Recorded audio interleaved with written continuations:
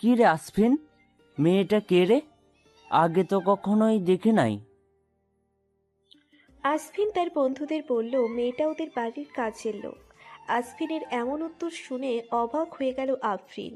কারণ আফরিন হলো আসফিনের খালাতো বোন। কিছুদিন আগে কার অ্যাক্সিডেন্টে আফরিনের মা বাবা মারা যায়। আসফিনের আম্মু আফরিনকে নিজের বাসায় নিয়ে আসে। আসফিন আফরিনকে দেখতে পারে না, তা আফরিন মনে করেন। পিছন থেকে আসফিনের আম্মু বলল, এটা কোন ধরনের অসভ্যতা আসফিন? ও কেন কাজের লোক হবে? রাহেল আফরিন হলো আমার ছোট বোনের মেয়ে। ও আচ্ছা আন্টি, আগে দেখি নাই তো, তাই আজ করলাম। আর আসফিন, এটা ঠিক করলি না তুই। আফরিন আর ওদের কথা শুনলো না, দৌড়ে চলে আসলো তার রুমে। কান্না করতে করতে ভাবতে লাগলো কেন ওর সাথেই এমন হলো। না ওরা বিড়িতে আসতো, আর না অ্যাক্সিডেন্টে ওর মা বাবা চলে যেত ওকে ছেড়ে। আমি কি এমন করেছি আল্লাহ? ভাইয়া আমাকে মেড কেন করলো? ভাইয়া আমাকে কেন দেখতে পারে না? আমার অনেক কষ্ট হচ্ছে। Mummy papa, I miss you. নিচ থেকে আফরিনের খালা শাহিরা তাকে ডাকছে, তাই চোখ মুখ মুছে নিচে গেলাম। মামনি আমাকে নিজের কাছে ডেকে বলল, আবু কিছু করিস না, জানিসই তো আসফিন এমন একরোখা। আর ওর কথা তুই ধরিস না, আমি আছি না, কান্না করবি না একদম। সোনা, যা টেবিলে বস। মামুনি, আমার ভালো লাগছে না, আমি খাবো না গো। একদম মাইর দিব এখন, একদম মাইর দিব এখন। আমার কথা না শুনলে চল, চল আমি খাওয়াই দিব। আফরিন আর না করতে পারল না। তার মামনি তাকে খাবার খাইয়ে দিতে লাগলো। মামনি আর বাবাই, খালা এবং খালু তাকে বেশি আদর করে। এই আসফিনই তাকে শুধু বকে। আফরিন মনে মনে বলল, আজ আমি বাইরে যাব। রামিম ভাইয়া আসবেন আমাকে নিয়ে যেতে। রামিম ভাইয়া হলো আমার মামার ছেলে। আমার আম্মুরা দু বোন, এক ভাই। এখন যদিও আমার মম না থাকায় এক ভাই এক বোন হয়ে গেছে। মিস করি যখন আমরা ইউএসএতে থাকতাম। ম্যাম, ড্যাড আর আমি অনেক মজা করতাম, কত ঘুরতাম। একটা টি শার্ট পরে তার উপর জ্যাকেট পরলাম, জিন্স অ্যান্ড শু পরে নিলাম। চুলগুলো ঝুটি করেছি, পিঙ্ক লিপস্টিক দিয়েছি, আর হাতে ওয়াচ। আমার সাজগোজ শেষ। আসফিন হঠাৎ আফরিনকে দেখে থমকে গেল, আর কিছুক্ষণ চুপ থেকে বলল, যে এটা ইউএসএ নয়, এটা বাংলাদেশ। এখানে এগুলো চলবে না গো। And change it now. So what? My dress, my life, my use. Who the hell are you? তোমার ইচ্ছা হলেই হবে না। এটা আমার বাড়ি। এখানে থাকতে হলে শালীনতা বজায় রেখে থাকতে হবে। এসব ওয়েস্টার্ন আমার বাসার জন্য না। Understand you beach? আফরিন কিছু বলল না। আসফিনের কথায় সে কষ্ট পেয়েছে। সে রুমে চলে গেল। সে আর কী বা করবে? তার তো এসব ছাড়া আর জামা নেই, কারণ সে ওয়েস্টার্ন পরতো সব সময়। কিছুক্ষণ পর মামুনি এসে আফরিনকে একটা শপিং ব্যাগ দিয়ে গেল। আফরিন শপিং ব্যাগ খুলে খুব সুন্দর একটা গাউন পেল। কালো রঙের, যা দেখে তার মন ভালো হয়ে গেল। সে গাউনের সাথে ম্যাচিং হিজাবও পেয়েছে, তাই তা পরেই রেডি হয়ে গেল। রামিম এসে বলল, আফরিন আমার কিউটি বোন কই রে? এই যে আমি ভাইগু। I miss you so much.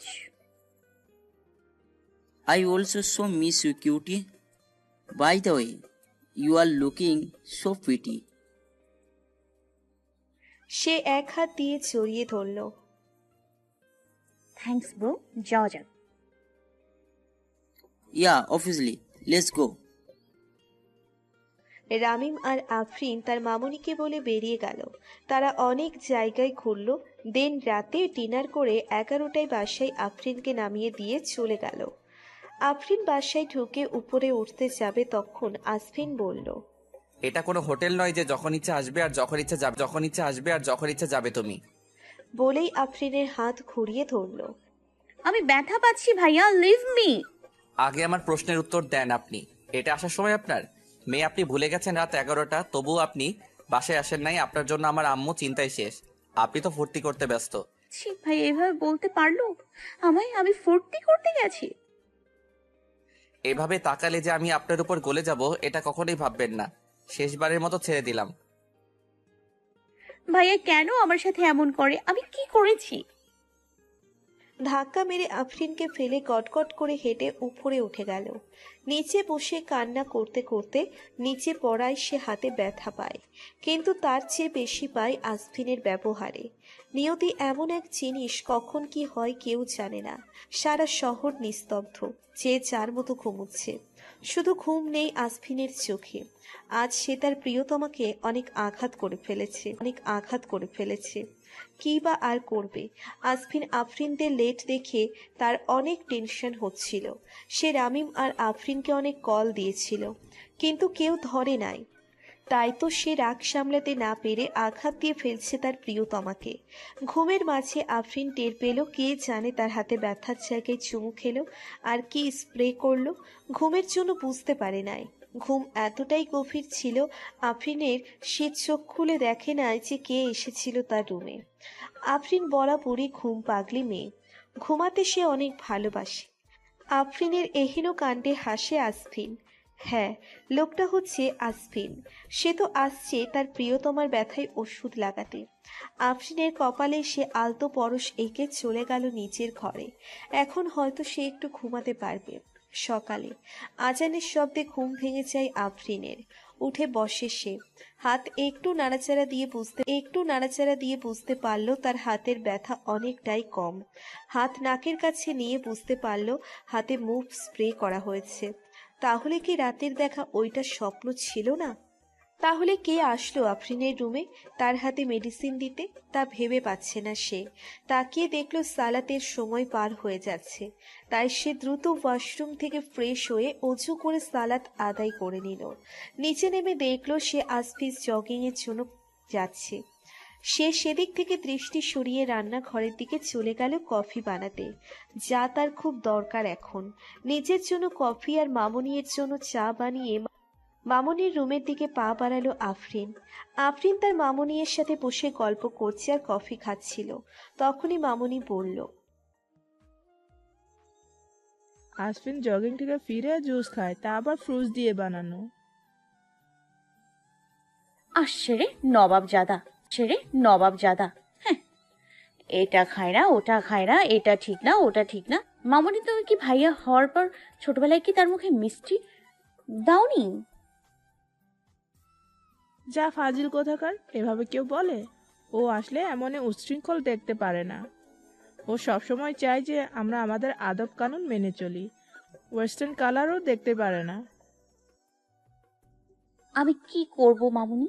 শুনো না, আমি কোথায় থাকতাম, কিভাবে থাকতাম? যা, এসব বাদ দে তুই। জুস অনেক মজা করে বানাইস, ভাইয়ার জন্য বানিয়ে ফ্রিজে রেখে দিয়াই। ওকে মামুনি। এটা বলে আফরিন রান্নাঘরে গিয়ে খুব সুন্দরভাবে জুস বানায়, অরেঞ্জ জুস, যেটা আসফিন বেশি লাইক করে। আফরিন মনে মনে ভাবছে যে এই লোকটা তো তিতা তিতা কথা বলে, তাকে তো করলার জুস উইথ মালাই খাওয়ানো দরকার। থাক একদিন আমি থাক একদিন আমি এটা খাওয়াবই তাকে। এটা বলে ফ্রিজে জুস রেখে উপরে যায়। অনেক দিন ধরে কারোর সাথে যোগাযোগ নাই। আফরিন ভাবলো যাই, লিয়ার সাথে কথা বলি। লিয়া আফরিনের বেস্টি, সেও বাঙালি। তারা ছোট থেকেই একসাথে বড় হয়েছে। একবার রিং হতেই লিয়া ফোন তোলে। হ্যালো, কে বলছেন? আসসালামু আলাইকুম। আর রাখ তোর হোস স্পিকিং, সালাম দেয়া অফ করলি কবে থেকে? শালি কাহিনী কি? ওয়ালাইকুম আসসালাম। তুই ডায়ন কাহিয়া বিটি চাইয়া আমাকে ভুলেই গেছস। আমি ঘুমাচ্ছিলাম, এখানে তো এখন রাত। না রে, তোকে কি ভুলতে পারি আমি বল? অনেক ট্র্যাজেডি হয়ে গেছে বিডিতে আমার সাথে। একে একে সব খুলে বলল লিয়াকে। লিয়া আফরিনের কথা শুনে কান্না করতে শুরু করলো, কারণ আফরিনের আম্মু তাকে খুব আদর করত। ডোন্ট বি স্যাড ব্যাবস, আল্লাহ আছে না, আর আমার আম্মু আপু বিটিতে। আমি খুব জলদি আসছি। I am coming to soon as possible. আচ্ছা, আসার সময় আবার সব সার্টিফিকেটস আর ডকুমেন্টগুলো নিয়ে আসিস। তোর কাছে বাসার চাবি আছে? হুম, আছে। ডোন্ট ওয়ারি, সব নিয়ে আসবো। আচ্ছা রাখি আমি, তুই ঘুমা। আফরিনের খুব ভালো লাগছে লিয়ার কথা শুনে। আফরিনের মাস্টার্স কমপ্লিট, সে এখন তার প্রয়োজনীয় সব ডকুমেন্টস পেলে জবের জন্য অ্যাপ্লাই করতে পারবে, আর জব পেলে এখান থেকে সে চলে যাবে। এগুলো ভেবে রাখলো সে। আফরিন হয়তো ভাবতেই পারবে না, তার ইচ্ছে পূরণ হবার নয়। আসপিন কখনোই এটা হতে দিবে না। ঝিমলির ডাকে হুঁশ ফিরল। আফা, আন্নে জায়গা জায়গা স্বপন দেখেন তাই না? চলেন আগে দুই হান খাইয়া লইবেন। আম্মাই আর ভাইজান আন্নের লাই অপেক্ষা করতেছে। আচ্ছা তুমি যাও, আমি আসছি। আর হ্যাঁ, তোমার কথাগুলো খুব সুইট, আমার অনেক ভাল লাগে, যদিও অল্প অল্প বুঝছি। আন্নে তো বিলেতি মাইয়া, কেমনে বুঝবেন আর কথা? আন্নে দেখতে পুরাই পরি এর মতো আপা। আফরিন এবার আর বুঝল না ঝিমলি কি বলল, তাই তো সে হেসে নিচে নামলো ব্রেকফাস্ট করতে। আসপিন তার মাকে বলল, আম্মু আজকে ফ্রুট জুসটা অসাধারণ হয়েছে, আমার অনেক ভালো লাগছে। সো আমাকে সেম জুস প্রতিদিন বানিয়ে দিবে, ওকে? আরে বাপ, ওইটা তো আমি বানাই নাই রে পাগল, ওটা তো আফরিন বানাইছে। এখন তার উপর নির্ভর সে তোমাকে বানিয়ে দিবে কি দিবে না, আমি কিছু জানি না। বলেই চুপচাপ নাস্তা করতে লাগলেন। সমস্যা নেই মামুনি, I can make the juice for ভাইয়া। থাক, আমার লাগবে না জুস। মামনি, আমার দেরি হয়ে যাচ্ছে, আমি যাই। আর ফিরতে লেট হবে। লাবিব আসবে তো, তাকে এয়ারপোর্ট থেকে পিক করে আসতে মেবি ভোর হয়ে যাবে। চিন্তা করো না, ওকে? আফরিন ভাবতে লাগলো কে এই লাবিব, সে তাকে আনতে এই তিতা করলা যাবে। মামুনি, লাবিবকে? লাবিব আমার ভাসুরের ছেলে আর আসফিনের বেস্ট ফ্রেন্ড, বুঝছো?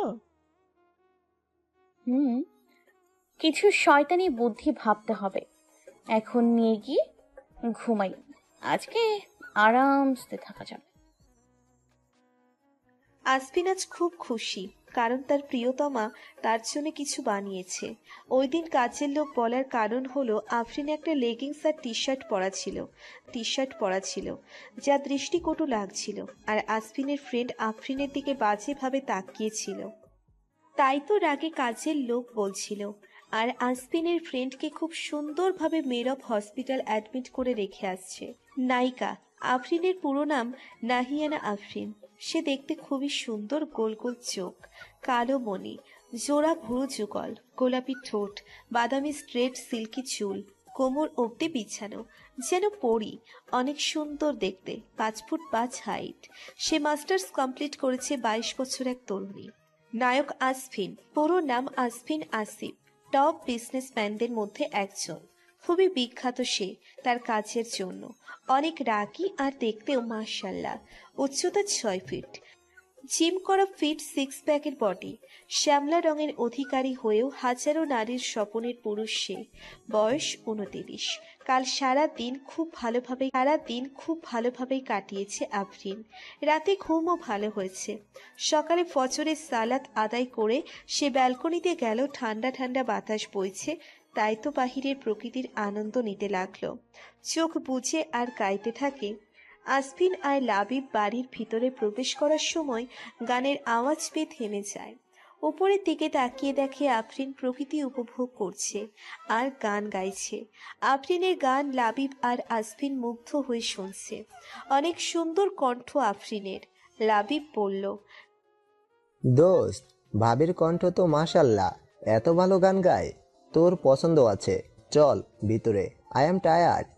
আমার পছন্দগুলো সবসময় সুন্দর হয় রে, আর তাই তো তারও আমার পছন্দ করা সব জিনিস ছিনিয়ে নিতে সুবিধা হয়। কার কথা বলছে আসফিন?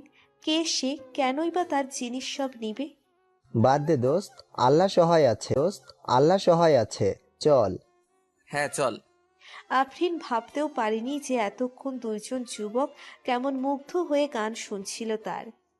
সে ব্যালকনি থেকে বেরিয়ে রান্নাঘরে যায় রোজকার মতো কফি বানানোর জন্য, যা আফরিনের অভ্যেস। আসফিনকে তার সাথে এক যুবককে উপরের দিকে যেতে লাগলো। সে তাদের দুজনকে খুব ক্লান্ত লাগছিল, তাই সে চা কফি বানিয়ে চা মামনির রুমে দিয়ে আসলো। 2 মগে কফি ঢেলে সে সাথে বিস্কুট রাখলো ট্রেতে। হাঁটা দিল আসফিনের রুমের দিকে। আসফিনের রুমের দরজা নক করলো আফরিন। কে? ভাই আমি আফরিন, আসবো? আপনি এখানে হঠাৎ? হ্যাঁ, ভিতরে আসতে পারেন। আসলে ভাইয়া আপনাদের জন্য কফি। আসফিন অবাক। আজ নিচু থেকে আফরিন তার সাথে কথা বলল আর কফিও নিয়ে আসলো। লাবিব বলল। ওহ, থ্যাঙ্কস আপি, আপনাকে ঠিক সময়েই নিয়ে আসছেন। কফিটা অনেক জরুরি ছিল আমাদের জন্য। থ্যাঙ্ক এ লট। আসফিন কিছু না বলে কফি নিয়ে সোজা ব্যালকনিতে চলে গেল। আফরিন এবার হাঁটা ধরল নিজের রুমের দিকে। আফরিন কফি একটু খেলো, হঠাৎ তার অনেক বমি পেল। সে দৌড়ে চলে গেল ওয়াশরুমের দিকে। বমি করে ফ্রেশ হয়ে এসে বেডে বসলো আফরিন। ভাবতে লাগলো লাস্ট 3 মাস ধরে তার পিরিয়ড মিস যাচ্ছে। এমন তো নয় যে সে আর ভাবতে পারল না। বসে পড়ল বিছানায়। মোবাইল নিয়ে কল দিল রামিমকে। হ্যালো মাই কিউটি, আজ এত সকাল সকাল আমার কথা খুব মনে পড়ছিল। কেন পারবে না রামিম? আমাকে বিয়ে করবে তুমি? সাডেন বিয়ে নিয়ে পড়লে তুমি? রামিম, আমার লাস্ট 2 মাস ধরে পিরিয়ড মিস হয়ে যাচ্ছে। আজ সকালে বমি হয়েছে। I think that I am pregnant. What the hell fine, তুমি কিভাবে এসব? বসে পড়ল সোফায় আর উত্তেজিত হয়ে চিল্লিয়ে বলল। আমার সাথে এভাবে কেন কথা বলছো রামিম? আমাকে না তুমি ভালোবাসো? এসব কথা পরে বলা যাবে। তাড়াতাড়ি রেডি হও, আমি এসে তোমাকে হসপিটালে নিয়ে যাব। কেন? জানো না কেন? অপারেশন করানোর জন্য। এখন বেবি আমার লাগবে না। তাছাড়া বিয়ের আগে বেবি এদেশে চলে না। কি? আমি কিছুতেই অ্যাবর্শন করাবো না, কিছুতেই না। সমস্যা কোথায় রামিম? মামু আর মামির সাথে কথা বলি আমরা, তারা নিশ্চয়ই আমাদের মেনে নেবেন। তুমি তুমি বুঝতে পারছো না। চুপচাপ রেডি হও। না, কিছুতেই না রামিম। আহ, আমরা তো একে অপরকে খুব ভালোবাসি, তাই না? তোমার কথাই তো আমরা সেদিন ইন্টিমেট হই। এখন তুমি এগুলো কি বলছো? কেন বলছো? So what? আর কে বলেছে আমি তোমাকে ভালোবাসি? এই রামিম ইকবারের পেছনে কত মেয়ে ঘুরে জানো? আর আমি কি না তোমার মতো একটা মেয়েকে করব বিয়ে? যা মন চাই তাই করো। ডোন্ট কল মি এগ্রিয়ন। বলেই কল কেটে দেয় রামিম। আফরিন কান্না করা শুরু করে আর ভাবে কি হচ্ছে তার সাথে এগুলা। রামিম এখন এমন কেন করছে? কি হবে তার এখন? রামিম এভাবে পাল্টে গেল কেন? ভাবতে লাগলো সেই পুরনো দিনের কথা, অতীত। 3 মাস আগে রামিম ইউএসএ যায় আফরিনদের বাসায়। তো যেহেতু রামিম সেখানে নতুন কিছু চেনে না, তাই রামিমকে ঘুরতে নিয়ে যাওয়ার দায়িত্ব পড়ে আফরিনের কাঁধে।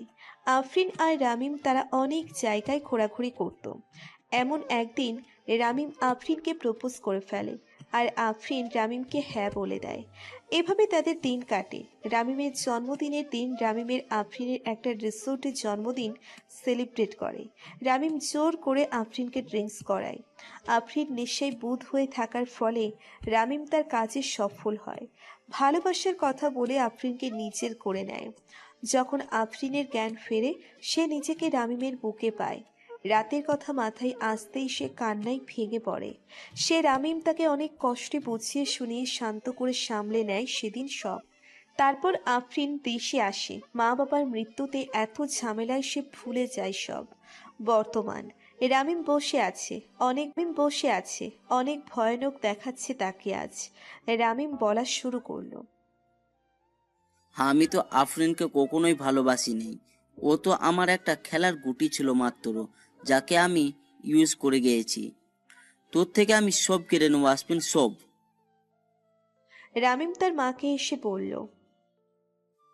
আম্মু, আম্মু, ও আম্মু, কই তুমি? এই যে আমি বাবা, কি হয়েছে? এমন ডাকছস কেন? আমি সিনথিয়াকে বিয়ে করার জন্য রাজি। আগামী 4 দিনের মধ্যে বিয়ের সব ব্যবস্থা করো তুমি। আলহামদুলিল্লাহ আপু, আমি অনেক খুশি হয়েছি। আমি সব ব্যবস্থা করছি। রামিমের মায়ের নাম সালেহা বেগম। সালেহা বেগম আজ অনেক খুশি, কারণ তার বোনের মেয়েকে বিয়ে করতে রাজি হয়েছে রামিম। যাক, ভালোই হয়েছে। ওই অলক্ষীর ভূত মাথা থেকে নেমেছে আমার ছেলের। ওই বিদেশি মাইয়া আফরিন যতই আমার ননদের মেয়ে হোক, এক বিন্দু দেখতে ইচ্ছে হয় না আমার ওরে। সালেহা বেগম এসে রিনা বেগমকে ফোন করলো। হ্যালো আফা, রামিম সিনথিয়াকে বিয়ে করতে রাজি হয়ে গেছে আর বলেছে 4 দিনের মধ্যে সব ব্যবস্থা করতে। শোনো, তাড়াতাড়ি সব করে ফেলো তুমি। তাই নাকি সালু? আচ্ছা, আমি সব করছি। সিনথিয়ার বাবা, কই তুমি? শুনে যাও, রিমিক বিয়ের জন্য রাজি হয়ে গেছে। আমাদের সিনথিয়াকে সব ব্যবস্থা করতে হবে, তো আসো। সিনথিয়া মায়ের কথায় খুব খুশি হয়ে যায়। কিশোরী মঞ্চে তার রামিমকে সেই কবে দিয়ে ফেলেছে সে। 18 বছরের কিশোরী আবেগ দিয়ে ভালোবাসে সে রামিমকে। ছোট বলে রামিম কখনোই সিনথিয়ার অনুভূতিগুলো পাত্তা দিত না। এতে অনেক কষ্ট পেত সিনথিয়ার ছোট্ট বোন। আজ সে খুব খুশি পেতে চলেছে তার ভালোবাসা। আজব দুনিয়ায় কেউ ভালোবেসে না বলতে পেরে কষ্ট পাচ্ছে, তো কেউ আবার পেয়েও হারালো। আর কেউ নতুন স্বপ্ন বুনছে তার ভালোবাসাকে নিয়ে। দেখতে দেখতে কেটে গেল 2 দিন। আজ রামিম আর সিনথিয়ার গায়ে হলুদ। 2 দিন ধরে আসফিন তার প্রিয়তমার দেখা পাচ্ছে না। আফরিন নিজেকে ঘরবন্দি করে রেখেছে। সালেহার গলার আওয়াজ শুনে কোনো রকম গায়ে ওড়না জড়িয়ে নিচে নেমে এলো আফরিন। নিচে এসে দেখল রামিম আর সালেহা বেগম এসেছেন তার বাসায়। রামিম আফরিনের দিকে তাকিয়ে চমকে গেল। আফরিন এই 2 দিন এই নিজের কি হাল বানিয়েছে। মুখটা কেমন শুকনো শুকনো লাগছে তার। রামিমের তো খুশি হওয়ার কথা, কারণ সে তো আফরিনের এই অবস্থা বানিয়ে আসফিনকে কষ্ট দিতে চেয়েছিল। তবে আজ তার বুকে কেন চিনচিন ব্যথা হচ্ছে? সব অনুভূতিগুলোকে মনের কোণে আটকে দিল। হাসি মুখে আসফিনের কার্ড এগিয়ে দিল। আসলে আমার কাল বিয়ে, আজ গায়ে হলুদ। এত তাড়াতাড়ি হয়ে গেল যে কাউকে জানাতে পারি নাই। সবার আগে তোমাকেই দিলাম আফরিন। ফুপি, তোমরা সবাই আজ বিকালে চলে এসো আমাদের বাসায়। Are you serious man? তোর বিয়ে আর এখন বলছিস আমাকে? অবাক হয়ে, কারণ আসফিন করে নাই এত সহজে সরে যাবে তার জীবন থেকে। আফরিন স্তব্ধ হয়ে গেল রামিমের কথা শুনে। তার পুরো পৃথিবী ঘুরতে লাগলো। চোখ বুজে আসলো তার, পড়ে গেল সে নিচে। আফরিন নিচে পড়ে যাওয়ায় আওয়াজ হয়। সবাই সেই আওয়াজ শুনে আফরিনের দিকে তাকালে দেখে আফরিন নিচে পড়ে আছে। সবাই অবাক হয়ে যায়। আসফিন দৌড়ে গিয়ে আফরিনকে কোলে তুলে নিল আর সোফায় শুইয়ে দিল। আসফিনের কাজে মামুনি বা রামিম অবাক হয় নাই, শুধু অবাক হয়েছে সালেহা বেগম। রামিম মনে মনে ভাবছে আফরিনের এই অবস্থায় আসফিন কতটা ডেসপারেট। তা দেখে রামিম শান্তি পাচ্ছে। এটাই তো সে চেয়েছিল। আসফিন বলল, এই আফরিন, তাকাও, কি হয়েছে? ওঠো আম্মু, পানি আনো। হ্যাঁ, দাঁড়া। আসফিনের কথায় আসফিনের মা পানি এনে আফরিনের চোখে ছিটালেন। এই ওঠো না, কি হয়েছে তোমার? আমি আগেই বলেছিলাম এই অশুভ মেয়েটা থাকলে ভালো হবে না। দেখা তো, আমার ছেলের বিয়ের কথা শুনতে না শুনতেই জ্ঞান হারালো। কি অলক্ষী রে বাবা! মামিমা চুপ করেন, না হলে ভুলে যাব আপনি আমার বড় বড়। আর আমার সামনে দাঁড়িয়ে যদি আফরিনের বিরুদ্ধে আর একটা কথা বলেন অনেক খারাপ হয়ে যাবে বলে দিলাম। আসমিন কাম ডাউন ইয়ার, মায়ের কথা কানে নিস না। মায়ের পক্ষ থেকে আমি সরি বলছি। তোর যে কি অবস্থা করবো আসমিন, জাস্ট ওয়েট। আমার আম্মুর সাথে এই ব্যবহার করা এর শোধ আমি তুলবই। এইসব কথার মাঝে আফরিনের জ্ঞান ফিরে এসেছে। সে উঠে বসেছে আর চারপাশে তাকিয়ে বোঝার চেষ্টা করছে সে কি হচ্ছে তার সাথে।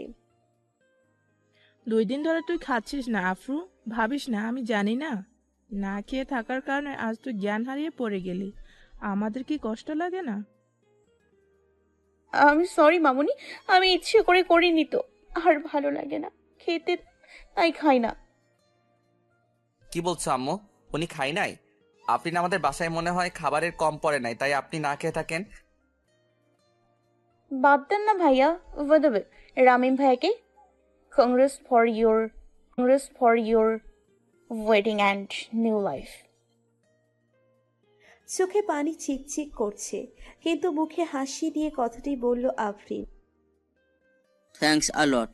বিকালে আসপিনদের সাথে চলে এসো আমার বাসায়, ওকে? জি অবশ্যই যাব। রামিমরা চলে গেল তাদের বাসায়। আফরিনকে তার মামুনি খাইয়ে দিচ্ছে। আফরিন মনে মনে ভাবছে একটা মানুষ এইরকম কিভাবে হয়। রামিমের চোখে মুখে আনন্দ ছিল, তাহলে কি বিয়ের জন্য এত খুশি সে? আচ্ছা, আফরিন বা এই অনাগত সন্তানের কথা কি ভাবছে না রামিম? রামিম যদি বলতে পারে সে কেন নয়? আমি একজন ইন্ডিপেন্ডেন্ট মেয়ে, আমি নিজে একাই নিজের সন্তানের দায়িত্ব নিতে পারবো। রামিমের বিয়ে শেষ হলেই আমি ইউএসএ ফিরে যাব, একাই বাঁচতে পারবো নিজের বাচ্চা নিয়ে। এমন বেইমানের ছায়াও পড়তে দিব না। তখন ওখান দিয়ে আসফিন যাচ্ছিল, তাই আসফিনকে দেখে আফরিন ডাক দিল। হ্যাঁ, কিছু বলবেন? ভাইয়া আমি তো আপনার ছোট, তাহলে আপনি আমাকে আপনি করে ডাকছেন কেন? সেটা জানার সময় এখনো আসে নাই। কি বলবে তাড়াতাড়ি বলো। আমাকে শপিং মলে নিয়ে যেতে পারবেন? দেন পার্লার আসলে আমি একবার রেডি হয়ে যেতে চাচ্ছিলাম রামিমের গায়ে হলুদে। আচ্ছা চলেন। আম্মু তুমি চলে যেও, ড্রাইভারের সাথে আমি ওনাকে নিয়ে যাব। আচ্ছা বাবা, বের হ তোরা। আফরিন আর আসফিন শপিং মলে গেল। আফরিন নিজের জন্য গাঢ় হলুদ রঙের লেহেঙ্গা নিল আর প্রয়োজনীয় সব জিনিসগুলো রামিমকে এনে দিল, যেমন ম্যাচিং চুড়ি আর ফুলের গহনা, যা সচরাচর পাওয়া যায় গায়ে হলুদের জন্য। এরপর আফরিনকে পার্লারে দিয়ে চলে যায় নিজের জন্য শপিং করতে। আসফিন আজ হলুদ পাঞ্জাবি পরেছে, সাথে সাদা জিন্স, চুলগুলো স্পাইক করা, চোখে সানগ্লাস, অনেক সুন্দর লাগছে তাকে। শপিং মলের মেয়েরা তার দিকে হা করে তাকিয়ে আছে, তাতে বরং মনে হচ্ছে আসফিনের কিচ্ছু যায় আসে না। সে তো সেই কবেই মরেছে তার প্রিয়তমার প্রেমে। পার্লার থেকে বেরিয়ে দুহাত দিয়ে লেহেঙ্গা উঁচু করে তাকিয়ে আসফিনকে খুঁজছে। আফরিন চোখে বাঁকা করে যেই বাম দিকে তাকিয়েছে, তখন আসফিনও সেদিকে তাকায়। আসফিন তার প্রিয়তমাকে এভাবে দেখে নিজের অজান্তেই বেরিয়ে গেছে মুখ থেকে, নেশা লাগিল রে, নেশা লাগিল রে, বাঁকা দুই নয়নে নেশা লাগিল রে। আফরিনকে দেখে আসফিন থমকে গেছে, কারণ আজ সত্যিই আফরিন অসাধারণ লাগছে দেখতে। পার্লারের মেয়েরা নিখুঁতভাবে সাজিয়েছে আফরিনকে, মনে হচ্ছে আজ যেন আফরিনেরই হলুদ। যে কেউ আজ আফরিনকে দেখলে নজর সরাতে পারবে না। আসফিন বলল পার্লারের মেয়েরা নিখুঁতভাবে সাজিয়েছে আফরিনকে, মনে হচ্ছে আজ যেন আফরিনেরই হলুদ। যে কেউ আজ আফরিনকে দেখলে নজর সরাতে পারবে না। আসফিন বলল, আপনি এত আটা ময়দা মাখছেন, আফরিন আপনাকে তো চিনাই যাচ্ছে না। কি বললেন আটা ময়দা? এটা আরে ভাইয়া, এটাকে আটা ময়দা না, মেকআপ বলে। দেখেন, আসছি দুপুরে, আপনার চক্করে এখন রাত 8টা বেজে গেছে। কতক্ষণ ধরে আছি বলেন? চলেন তো, লেট হয়ে যাচ্ছে। তাই তো, সরি, আমার জন্য আপনাকে অনেক কষ্ট করতে হলো, চলেন। ওখান থেকে বেরিয়ে আফরিন আর আসফিন সোজা কমিউনিটি সেন্টারের দিকে গেল, কারণ আজ রামিম আর সিনথিয়ার গায়ে হলুদ একসাথে হবে। শুনেছি রামিম একটা বাচ্চা মেয়েকে বিয়ে করছে। এতটুকু মেয়েকে না জানি কি কষ্ট দেয় আল্লাহই জানে। আমার উচিত মেয়েটাকে সাবধান করে দেওয়া। ওখানে পৌঁছে আফরিন আর আসফিন ভিতরে প্রবেশ করতে নিলে তার আগেই ভাইয়া আমার সাথে হ্যাচকা টান মেরে নিজের সাথে মিশিয়ে নিল। এবার আমার প্রাণ যায় যায়, কি করব কিছুই মাথায় আসছে না। শুধু পরবর্তীতে কি হয় তা দেখা ছাড়া আমার কাছে আর কোনো উপায় নেই। ভাইয়া নিজের মুখ আমার দিকে এগোতেই আমি দু চোখ খিচে বন্ধ করে নিলাম। সাথে সাথে কানের উপর ভাইয়ার উষ্ণ শ্বাস অনুভব করলাম। এখন এই 16 বার তুই নিজে থেকে আমার ঠোঁটে চুমু দিবি। ভাইয়ার ফিসফিস কণ্ঠটা যত না আমার হৃদস্পন্দন কাঁপিয়ে দিল, তার থেকে বেশি চমক দিল ভাইয়ার বলা কথাটা। কি বলছে এসব ভাইয়া? আমি নিজে থেকে ভাইয়াকে চুমু? না না, এটা অসম্ভব। আমি কিছুতেই পারবো না। এটাও কোনো কথা হলো? আমি নিজে থেকে কি করে? না না, এটা একেবারে ইম্পসিবল। আমি পারবো না। আমার ভাবনার মাঝে ভাইয়া আমাকে ছেড়ে বিছানায় গিয়ে আহ্লাদি স্বরে বলল, দেখ মিতু, যা করার তাড়াতাড়ি কর, বেশি ভাবতে যাস না, কারণ তুই জানিস যদি আমি নিজে থেকে কিছু করি তবে সেটা তোর জন্য কতটা কষ্টকর হবে। ভাইয়া প্লিজ এমন করিস না, আমি পারবো না। যত কথা বলবি শাস্তি ততই ডাবল হবে। ভাইয়া প্লিজ। আর একটা কথা বললে 20টা চুমু দিতে হবে। এবার আমি চুপ করে গেলাম। জানি ভাইয়ার সাথে কথা বলে কোনো লাভ নেই, সেই আমাকেই তার ভুক্তভর দিতে হবে। এখন মনে হচ্ছে কেন যে পা বদলাতে গেলাম, এখন তারও প্রায়শ্চিত্ত করতে হচ্ছে। মনের মধ্যে অস্থিরতাটা বেড়ে চলেছে, অস্বস্তিতে গা জ্বলে পুড়ে কয়লা বনে যাচ্ছে। তারপরও ধীর পায়ে ভাইয়ার দিকে এগোতে লাগলাম। ভাইয়ার থেকে একটু দূরত্ব বজায় রেখে দাঁড়ালাম। তারপর চোখ বন্ধ করে একটু ঝুঁকে ভাইয়ার ঠোঁটে আলতো করে ঠোঁট ছোঁয়ার সাথে সাথেই সরে দাঁড়ালাম। মুহূর্তেই বুকের ধুকপুকানিটা 1000 গুণে বেড়ে গেছে।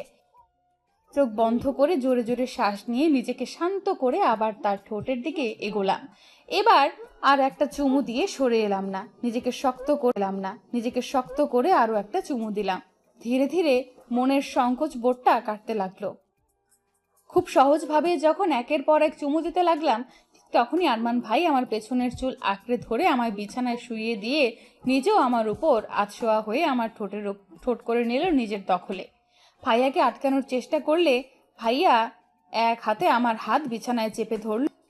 এবার আমি বেকুব বনে গেলাম, আর ভাইয়া নিজের মতো করে আমার ঠোঁটের উপর তার শাসন চালাতে লাগলো। ভাইয়া যখন তার নেশায় নেশাগ্রস্ত, তখনই দরজায় কেউ একটা নক করলো।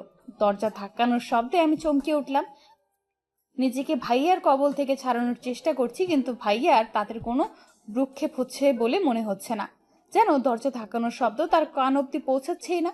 এদিকে দরজা ধাক্কানোটাও ক্রমাগত বেড়েই চলেছে। এবার মনে হচ্ছে আমি কেঁদেই দেব। কি রকম একটা অবস্থায় পড়লাম আমি।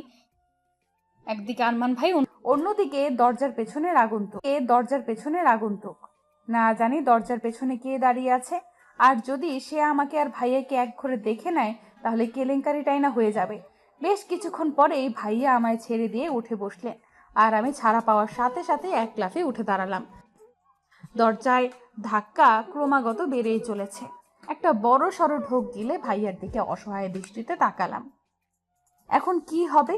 কেউ যদি এত রাতে আপনাকে আমার সাথে দেখে ফেলে, সর্বনাশ হয়ে যাবে। আমি কথাটা বলেই দুশ্চিন্তায় সহিত বললাম, ভাইয়ার ততটা দুশ্চিন্তা হলো বলে মনে হলো না। খুব আরাম করে পেছনে 2 হাতে ভর করে আয়েশি কণ্ঠে বলল, সো হোয়াট, সর্বনাশ হবে তোর হবে, আমার কি? আমি তো ছেলে মানুষ না, এটা ওটা বলে কাটিয়ে দিব। তবে তোর কি অবস্থা হবে সেটা তুই ভাব। ভাইয়ার কথা শুনে এবার আমার রাগ হলো, প্রচন্ড রকমের রাগ হলো। একটা মানুষ এতটা নিষ্ঠুর স্বার্থপর কি করে হতে পারে? খারাপ, খুবই খারাপ লোক একটা। কেন যে এর ভালোবাসায় হাবুডুবু খেলাম কে জানে। এর এখন মাছ দরিয়ায় পড়ে পস্তাচ্ছি তো। একদম ঠিক হয়েছে, আমি তো এটাই ডিজার্ভ করি। আমার মতো মেয়ে এটাই ডিজার্ভ করে, কাজিনকে ভালোবাসবে, তাই না? ব্যাস এখন ভালো করে বাস। আমার কান্না পাচ্ছে, ভীষণ কান্না পাচ্ছে। কেঁদে কেঁদে বন্যা বইয়ে দেওয়ার ইচ্ছে করছে। সব কিছু ভাসিয়ে নিয়ে যাক এই বন্যা, পৃথিবীর কোনো কিছুই যেন বাদ না থাকে। এই পৃথিবীর সব কিছু নির্দয় পাষাণ স্বার্থপর। আমার ভাবনায় বিচ্ছেদ ঘটিয়ে আবারও দরজার ধাক্কার গতি বেড়ে গেল। এমনভাবে ধাক্কাচ্ছে যেন এক্ষুনি দরজা ভেঙে ফেলবে। কোনো উপায় না পেয়ে বাধ্য হয়ে গুটি গুটি পায়ে এগিয়ে গেলাম দরজার দিকে। দরজা খুলতে হুড়মুড় করে বড় মা ঘরের ভেতর ঢুকে এলো। বড় মাকে দেখে ভয়ে আমার বুকের স্পন্দন থমকে গেল। এখন কি হবে? বড় মা তো ভাইয়াকে দেখে ফেলবে। কথাটা ভাবতেই বিছানার দিকে চোখ যেতেই আরমান ভাই ওখানে নেই। ও মা, গেল কই লোকটা? এক্ষুনি এখানে ছিল, ভ্যানিশ ট্যানিশ হয়ে গেল নাকি? তবে যাই হোক না কেন, আমি তো এই যাত্রায় বেঁচে গেলাম, এটাই ঢের বাবা। একটা স্বস্তির নিঃশ্বাস ফেলে বড় মার দিকে তাকাতেই বড় মা আমার দিকে তীক্ষ্ণ দৃষ্টিতে তাকিয়ে বলে উঠল, এতক্ষণ ধরে কি করছিলি? দরজা খুলছিলি না কেন? আসলে বড় মা খুব ঘুম পেয়েছিল, তাই ঘুমিয়ে পড়েছিলাম। তুমি দরজা ধাক্কা দিচ্ছ, আমি তো বলতেই পারবো না। তাই নাকি? তা এমন কি মরার ঘুম ঘুমোচ্ছিলি যে এত ধাক্কানোর পরও তোর ঘুম ভাঙেনি? এসব কথা বাদ দাও, তুমি বলো এত রাতে তুমি আমার ঘরে কি করছো? মিনমিন করে কথাটা বলতেই বড় মা গর্জন করে উঠল। আরমান কোথায় বলতে পারবি? কথাটা শুনেই আমি চমকে উঠলাম। বড় মা এদিক ওদিক নজর দিচ্ছেন। আরমান ভাই কোথায় আমি কি করে বলবো? আমি তো ঘুমিয়েছিলাম। কেন, কি হয়েছে? না কিছু না, আরমান আর ঘরে নেই, তাই ভাবলাম এখানে এসেছি কিনা। তুই ঘুমো, আমি যাই। কথাটা বলেই বড় মা ঘর থেকে বেরিয়ে গেল, আর আমি সাথে সাথে দরজা লাগিয়ে ঘরের লাইট জ্বালিয়ে দিলাম। খাটের তলা, টেবিলের তলা, বাথরুম, আলমারির পেছনে সব জায়গায় খুঁজেও ভাইয়াকে কোথাও খুঁজে পেলাম না। গেল কোথায় লোকটা? ঘরের এদিক ওদিক দেখতে দেখতে বারান্দায় আসতে দেখি ভাইয়া আমার বারান্দার নিচে দাঁড়িয়ে আমার দিকে তাকিয়ে আছে। তার মানে ভাইয়া পাইপ বেয়ে নিচে নেমে গেছে। আমাকে এক নজর দেখেই ও সেখান থেকে চলে গেল। বুঝলাম ভাইয়া এবার সদর দরজা দিয়ে ঘরের ভেতরে ঢুকবে। বুকের ওপর এক হাত রেখে একটা স্বস্তির নিঃশ্বাস ছাড়লাম। খুব বড় বাঁচা বেঁচে গেছি আজ। নিজের ঘরে এসে ড্রেসিং টেবিলের নিচের প্রতিবিম্বর উপরে নজর পড়লো আমার। আমি এক পা দুপা করে আয়নার সামনে দাঁড়ালাম। আমি যে আহামরি সুন্দর তা তো নয়, গায়ের রং একটু চাপা, শুধু একটু না, অনেকটাই চাপা। তারপরও আরমান ভাই আমায় কতটা ভালোবাসে। শুনেছি ভালোবাসার মানুষের অনুভূতি নাকি চোখে দেখেই বোঝা যায়। আমিও বুঝেছি আরমান ভাইয়ের চোখে আমার জন্য ভালোবাসা দেখেছি। আর এই অনুভূতিটা সেই ছোটবেলা থেকেই দেখে এসেছি। কিন্তু আমি যে তার মুখ থেকে শোনার জন্য ছটফট করছি। আমার অস্থিরতাটা কি ভাইয়া বোঝে না? আরমান ভাই যেদিন আমায় নিজের মুখে ভালোবাসার কথা বলবে, সেদিন আমার কিরকম অনুভূতি হবে সেটা ভাবতেই আমার পেটে সুরসুরি কাজ শুরু হয়ে যায়। ইস, তখনকার অনুভূতিটা কি সুন্দরই না হবে। লজ্জায় নিজের প্রতিবিম্বর দিকে তাকাতেই পারছি না। দু হাতে নিজের মুখ ঢেকে নিলাম। ইস, কি লজ্জা! নিজের ক্লাসে বসে এক নাগারে লিখে যাচ্ছি। কি লিখছি জানি না, শুধু যা মনে আসছে তাই লিখে যাচ্ছি। আজ আমাকে লিখতেই হবে। লিখে লিখে হাত ক্ষয় হয়ে যাক, তবুও আমায় লিখতেই হবে। কিন্তু আমার এই লেখার মাঝে বাদ সাধলো সুমন। বেটা আমার কলমটাই কেড়ে নিল। আই চাংরা, কি করছিস? কি কলম নিলি কেন আমার? বেশ করেছি, নিয়েছি, ইচ্ছে হলে আরো নেব। এই কলম কি তোর বাপের সম্পত্তি নাকি? ইচ্ছে হলো আর নিলি? দে আমাকে আমার কলম, লিখবো আমি। আহারে, লিখবো আমি? পড়াশোনায় তো নবঘণ্ট। এখন ইনি আমাদের লেখালেখি দেখাতে এসেছেন। তা কি লিখেছিলি দেখি একটু। কেন দেখাবো? দেখাবো না, একটুও দেখাবো না। আগে আমার কলম দে বলছি। এটা এই মুহূর্তে তুই আর পাচ্ছিস না, বুঝলি? বলেই এক বেঞ্চের পেছনে গিয়ে বসলো। আচ্ছা, দিবি না তো? দাঁড়া, দেখাচ্ছি মজা। কথাটা বলেই হাতে থাকা খাতাটা মুড়িয়ে তার পিঠে সর্বশক্তি দিয়ে মারা শুরু করলাম। সে আমার হাত থেকে বাঁচার চেষ্টা করে চলেছে, আর আমি তাকে মেরেই চলেছি। আর আমার পাশে বসে থাকা বন্ধুরা আমাদের কাণ্ড দেখে হেসেই চলেছে। বুঝলাম না এখানে হাসার মতো কি হলো। আমি একা এত কষ্ট করে মারছি, কোথায় আমায় একটু হেল্প করবে তা না, শুধু দাঁত কেলিয়ে যাচ্ছে হারামির দল কোথাকার। আমি ইচ্ছে মতো সুমনকে খাতার বাড়ি দিয়েই চলেছি। এমন সময় ক্লাসের মধ্যে সুমনকে মারার জন্য খাতাটা উপরে তুলতেই ভাইয়া এসে হাজির। ভাইয়াকে দেখেই আমি থমকে গেলাম। এটা কি হলো? কোথায় আমি ভেবেছিলাম আজ ভাইয়াকে বোঝাবো আমি পড়ালেখায় কত মনোযোগী হয়েছি, তাই লিখতে লিখতে হাত ক্ষয় হয়ে গেলেও লেখা বন্ধ করছি না। কিন্তু হলো তো তার উল্টোটা। এখন কি করব? তাড়াতাড়ি হাতের খাতাটা ভালো করে নিয়ে নিচের বেঞ্চে এসে দাঁড়ালাম।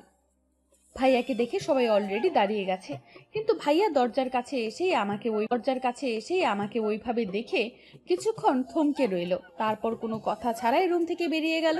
ভাইয়ার এমন কাজে সবাই হতবাক। আমি বেঞ্চ থেকে সরে জানালা দিয়ে দেখার চেষ্টা করলাম ভাইয়া বাইরে কি করছে। গ্রিলওয়ালা জানালা ভেদ করে দেখলাম ভাইয়া 2 হাত কেমনে রেখে জোরে জোরে শ্বাস নিচ্ছে আর এদিক ওদিক তাকাচ্ছে। বুঝলাম ভাইয়া নিজের রাগ সংবরণ করার চেষ্টা করছে। তার মানে আজও আমার আর নিস্তার নেই। আজও কি তাহলে আমায় মার খেতে হবে? আজ যদি সেদিনের মতো মারে, এবার আর জীবিত থাকবো না, মরেই যাব আমি। কথাটা ভাবতেই আমার অন্তরাত্মা কেঁপে ওঠে।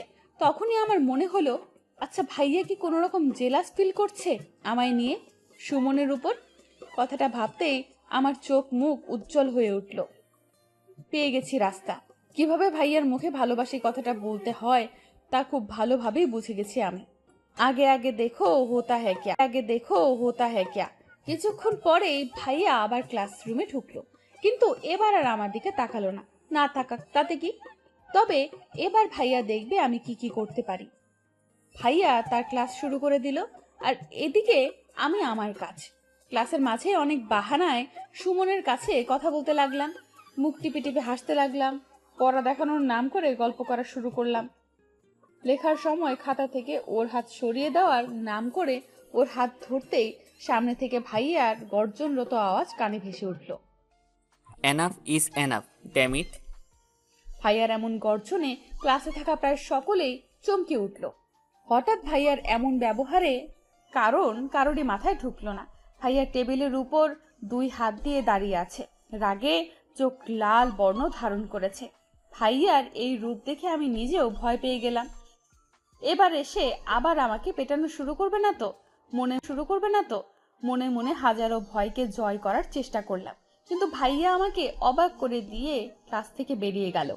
যাওয়ার আগে ভারী কণ্ঠে বলে উঠল, ক্লাস ইজ ডিসমিস। আমি ভয়ে ছোটখাটো একটা ঠোক গিললাম। ডোজটা কি বেশি হয়ে গেছে? এরপর থেকে আর ভাইয়ার সাথে দেখা হয়নি। কলেজ থেকে আসার সময়ও ভাইয়া একাই চলে এসেছিল, আমাকে নিয়েই আসেনি। তাই আমি ছায়া রিক্সা করে চলে আসি। বাড়ি এসে ব্যাগ নিজের ঘরে রেখেই ভাইয়ার ঘরের দিকে এগোলাম। তার আগে তার ঘরের কাছে আসতেই খুব জোরে কিছু একটা পড়ার শব্দ কানে আসতেই চমকে উঠলাম। তাড়াতাড়ি দরজা হালকা খুলে ঘরে দিতেই দেখি ভাইয়া 2 হাত কোমরে রেখে ঘরের এক পাশ থেকে ওপাশ পায়চারি করছে। ইডিয়েট, 1 নাম্বার স্টুপিড মেয়ে একটা। এতবার এত শাস্তি দেওয়ার পরেও আবার সেই ছেলেদের কাছেই গিয়ে ঢলে পড়ে ইডিয়েটটা। সহ্য হয় না আমার ওকে কোনো ছেলের সাথে।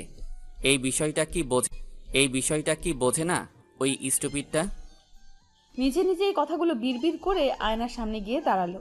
চোখ দুটো ছোট ছোট করে আয়নায় নিজেকে খুঁটিয়ে দেখে বলল, ভার্সিটির প্রফেসর আমি, আর একজন প্রফেসর হয়ে কি না নিজের ছাত্রের উপরে জেলাস হচ্ছি, তাও ওই ইডিয়েটটার জন্য।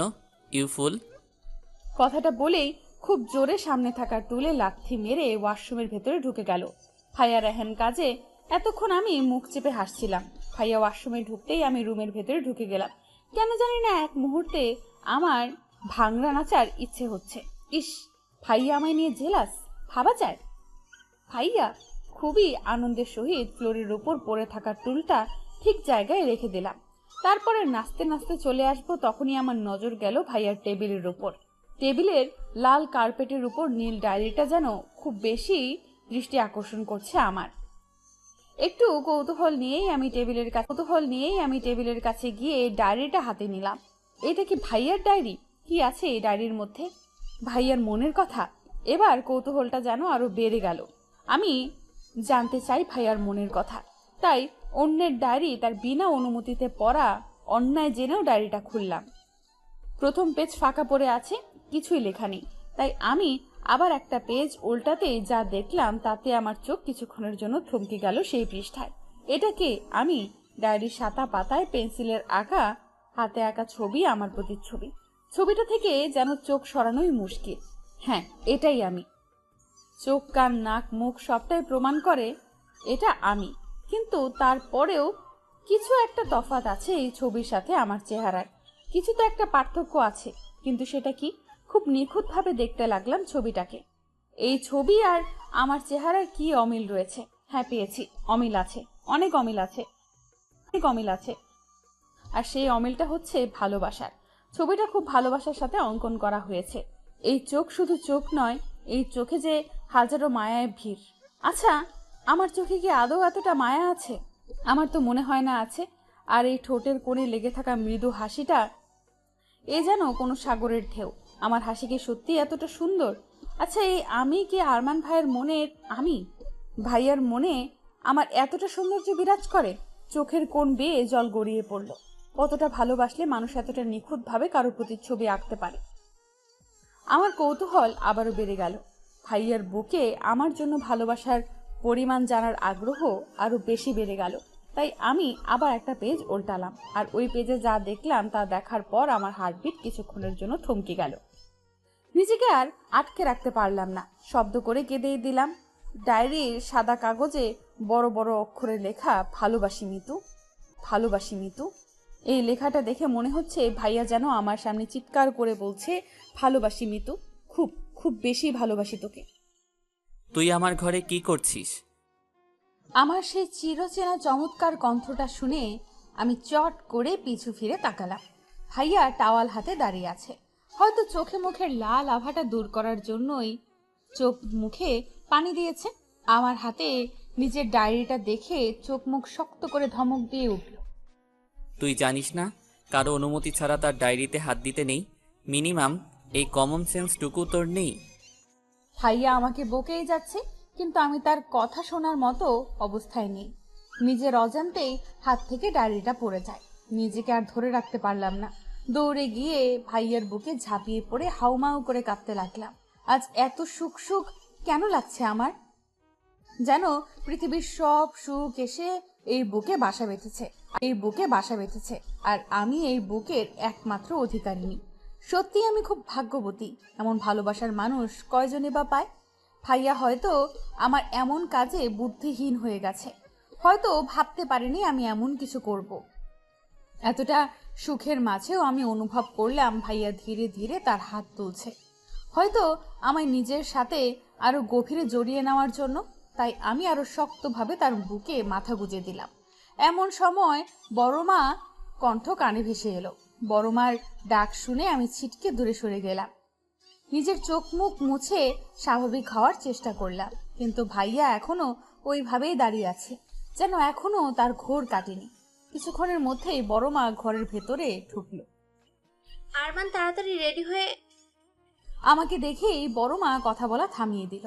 আমি মাথা নিচু করে আছি আর ভাবছি, বড়মা যদি জিজ্ঞেস করে আমি এখানে কি করছি, তাহলে কি উত্তর দেব? কিন্তু আমাকে অবাক করে দিয়ে বড়মা আমাকে এড়িয়ে আরমান ভাইয়ের দিকে তাকালো।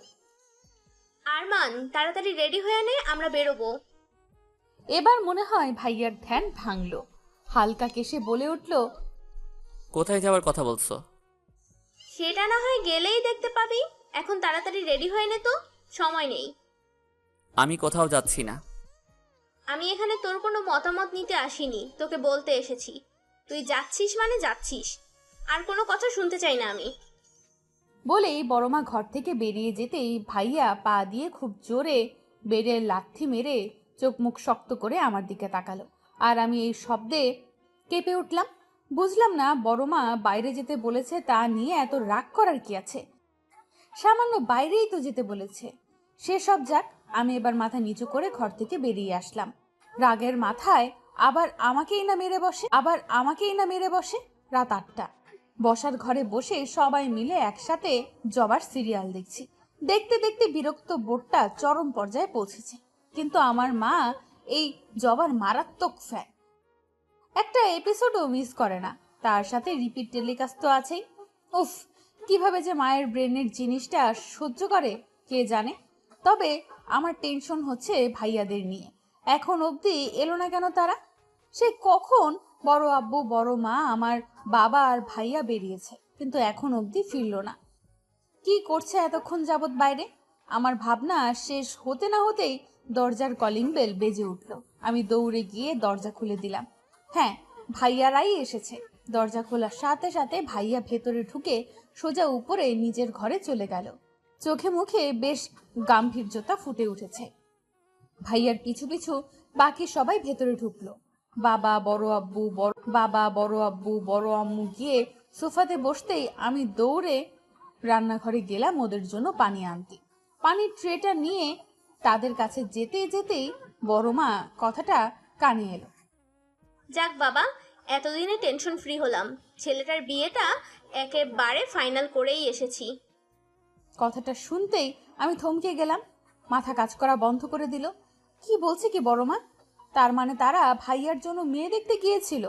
ভাইয়া তাহলে বিয়ে করতে যাচ্ছে, তাও আবার অন্য কাউকে। আমার হাত পা কাঁপাকাঁপি শুরু হয়ে গেল, যেন এক্ষুনি হাতের গ্লাসগুলো পড়ে যাবে। কি রে, পানি নিয়ে আয়, খুব পিপাসা পেয়েছে তো। কথায় আমার ধ্যান ভাঙল। হাতে থাকা ট্রে তাদের সামনে ধরতেই তারা পানির গ্লাস তুলে নিল, শুধু বড় মা ছাড়া। আমি পানির ট্রেটা টেবিলের উপরে রেখে সবার পেছনে এসে দাঁড়ালাম, যেন কারোর নজর আমার উপর না পড়ে। সবাই ভাইয়ার হবু বউকে নিয়ে কথা বলছে। সে কত সুন্দর, সে কত স্মার্ট। কিন্তু এসব শুনে যে আমার বুকটা দুমড়ে মুচড়ে যাচ্ছে সেটা কারোর নজরে পড়ছে না। নিজেকে আর আটকাতে পারলাম না। সবার আড়াল হয়ে ওখান থেকে চলে এলাম। ভাইয়ার নামের সাথে জুড়ে দেওয়া অন্য মেয়ের নাম, এই জিনিসটা যেন আমার একদমই সহ্য হচ্ছে না। মনের মধ্যে আবার হাজারো অভিযোগ জমা হলো ভাইয়ার বিরুদ্ধে। তাই ছাদে চলে এলাম। আজ আবার এই আকাশকে আমার অভিযোগ শুনতে হবে। কেন কেন ভাইয়া আমার সাথে এমনটা করলো? ভাইয়া তো ওখানে ছিল, তাই না? তার সামনে সবাই তার বিয়ে ঠিক করলো, অথচ সে কিছুই বলল না। হয়তো ওই মেয়ে খুব বেশি সুন্দর, তাই তো আমার কথা ভুলেই গেছে। ও কান্না পাচ্ছে, ভীষণ কান্না পাচ্ছে। আমি কি করে অন্যের সাথে ভাইয়াকে সহ্য করব? সামান্য নাম শুনতেই তো আমার বুক ফেটে যাচ্ছে। এখন কি করব আমি? কান্না ছাড়া যে আর কিছুই অবশেষ রইল না আমার। আপন মনে আকাশের দিকে তাকিয়ে কেঁদেই চলেছি। তখনই নিজের পেটে কারো হাতের স্পর্শ পেয়ে চমকে উঠলাম। মুহূর্তেই ওই হাত টেনে পিঠ তার বুকে ঠেকালো। বুঝতে বাকি রইল না এই হাতের মালিককে। রাগে মাথার রক টকবক করা শুরু করলো। আর সহ্য হলো না। আমি ভাইয়ার দিকে ঘুরেই দুই হাতে তার বুকে ধাক্কা দিয়ে নিজের থেকে সরিয়ে দেওয়ার চেষ্টা করলাম, কিন্তু পারলাম না। বরঞ্চ ও আমাকে আরো গভীরভাবে নিজের কাছে জড়িয়ে নিল। আমি তার বুকে ধাক্কা দিয়ে নিজেকে ছাড়ানোর চেষ্টা করেই যাচ্ছি। ছাড়ো আমাকে। কেন এসেছো এখানে? কষ্ট দিয়ে সেটাতে মলম লাগাতে? সেটাতে আবার পুরনো দিনের অভ্যাস এটা। কিন্তু এই ফর্মুলায় কোনো কাজে আসবে না। তুমি খুবই বাজে একটা লোক। যদি বিয়ে অন্য কাউকেই করার ছিল তাহলে কেন কেন আমার এত কাছে আসতে? আমার শরীর কি তোমার কাছে সস্তা মনে হয়? শুধুমাত্র তোমার সায়ে আজ আমি তোমায় এতটা ভালোবেসে ফেলেছি। এত অপমান সহ্য করেও আমি শুধু তোমাকেই ভালোবেসেছি। তোমার মুখের ভালোবাসি কথাটা শোনার জন্য ছটফট করেছি। এত কিছু হয়েছে শুধুমাত্র তোমার জন্য। কেন এত আশকারা দিয়েছো আমায়? ভালো যদি নাই বাসবে তাহলে কেন ভালোবাসার মানেটা শেখালে আমায়? কেন এত কষ্ট দিচ্ছ? সহ্য হচ্ছে না আমার। ভেতর থেকে দুমড়ে মুচড়ে ভেঙে পড়ছি আমি।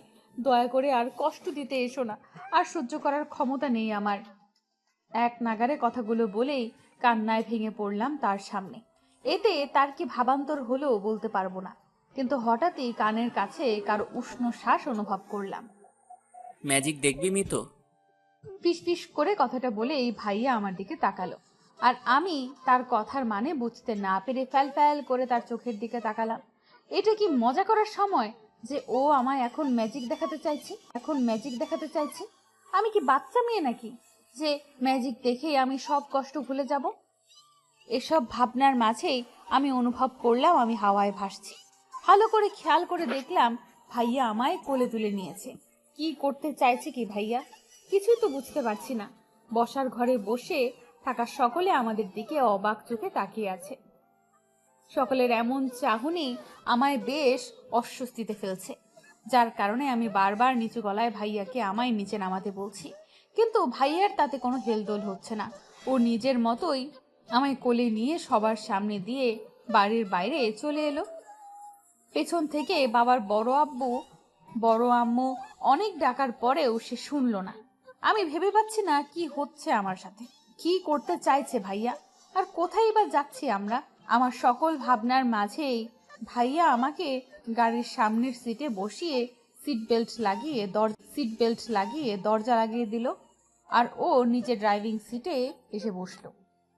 কোথায় যাচ্ছি আমরা? চেহারায় রাগে ভাব এনে কথাটা বললাম, কিন্তু তাতে কোনো কাজ হলো বলে মনে হলো না। ভাইয়া স্বাভাবিকভাবে নিজের পকেট থেকে ফোন বের করে ওটাতে মনোযোগ দিল। এবার আমার মাথা 100 ডিগ্রি ঘুরে গেল। এখানে আমি মরছি আমার জ্বালায়, আর উনি মনের সুখে ফোন টিপতে রাখলেন। রাগের মাথায় তার হাত থেকে ফোনটা কেড়ে নিতে চাইলেই ভাইয়া হাত সরিয়ে আমার দিকে শান্ত দৃষ্টিতে তাকালো।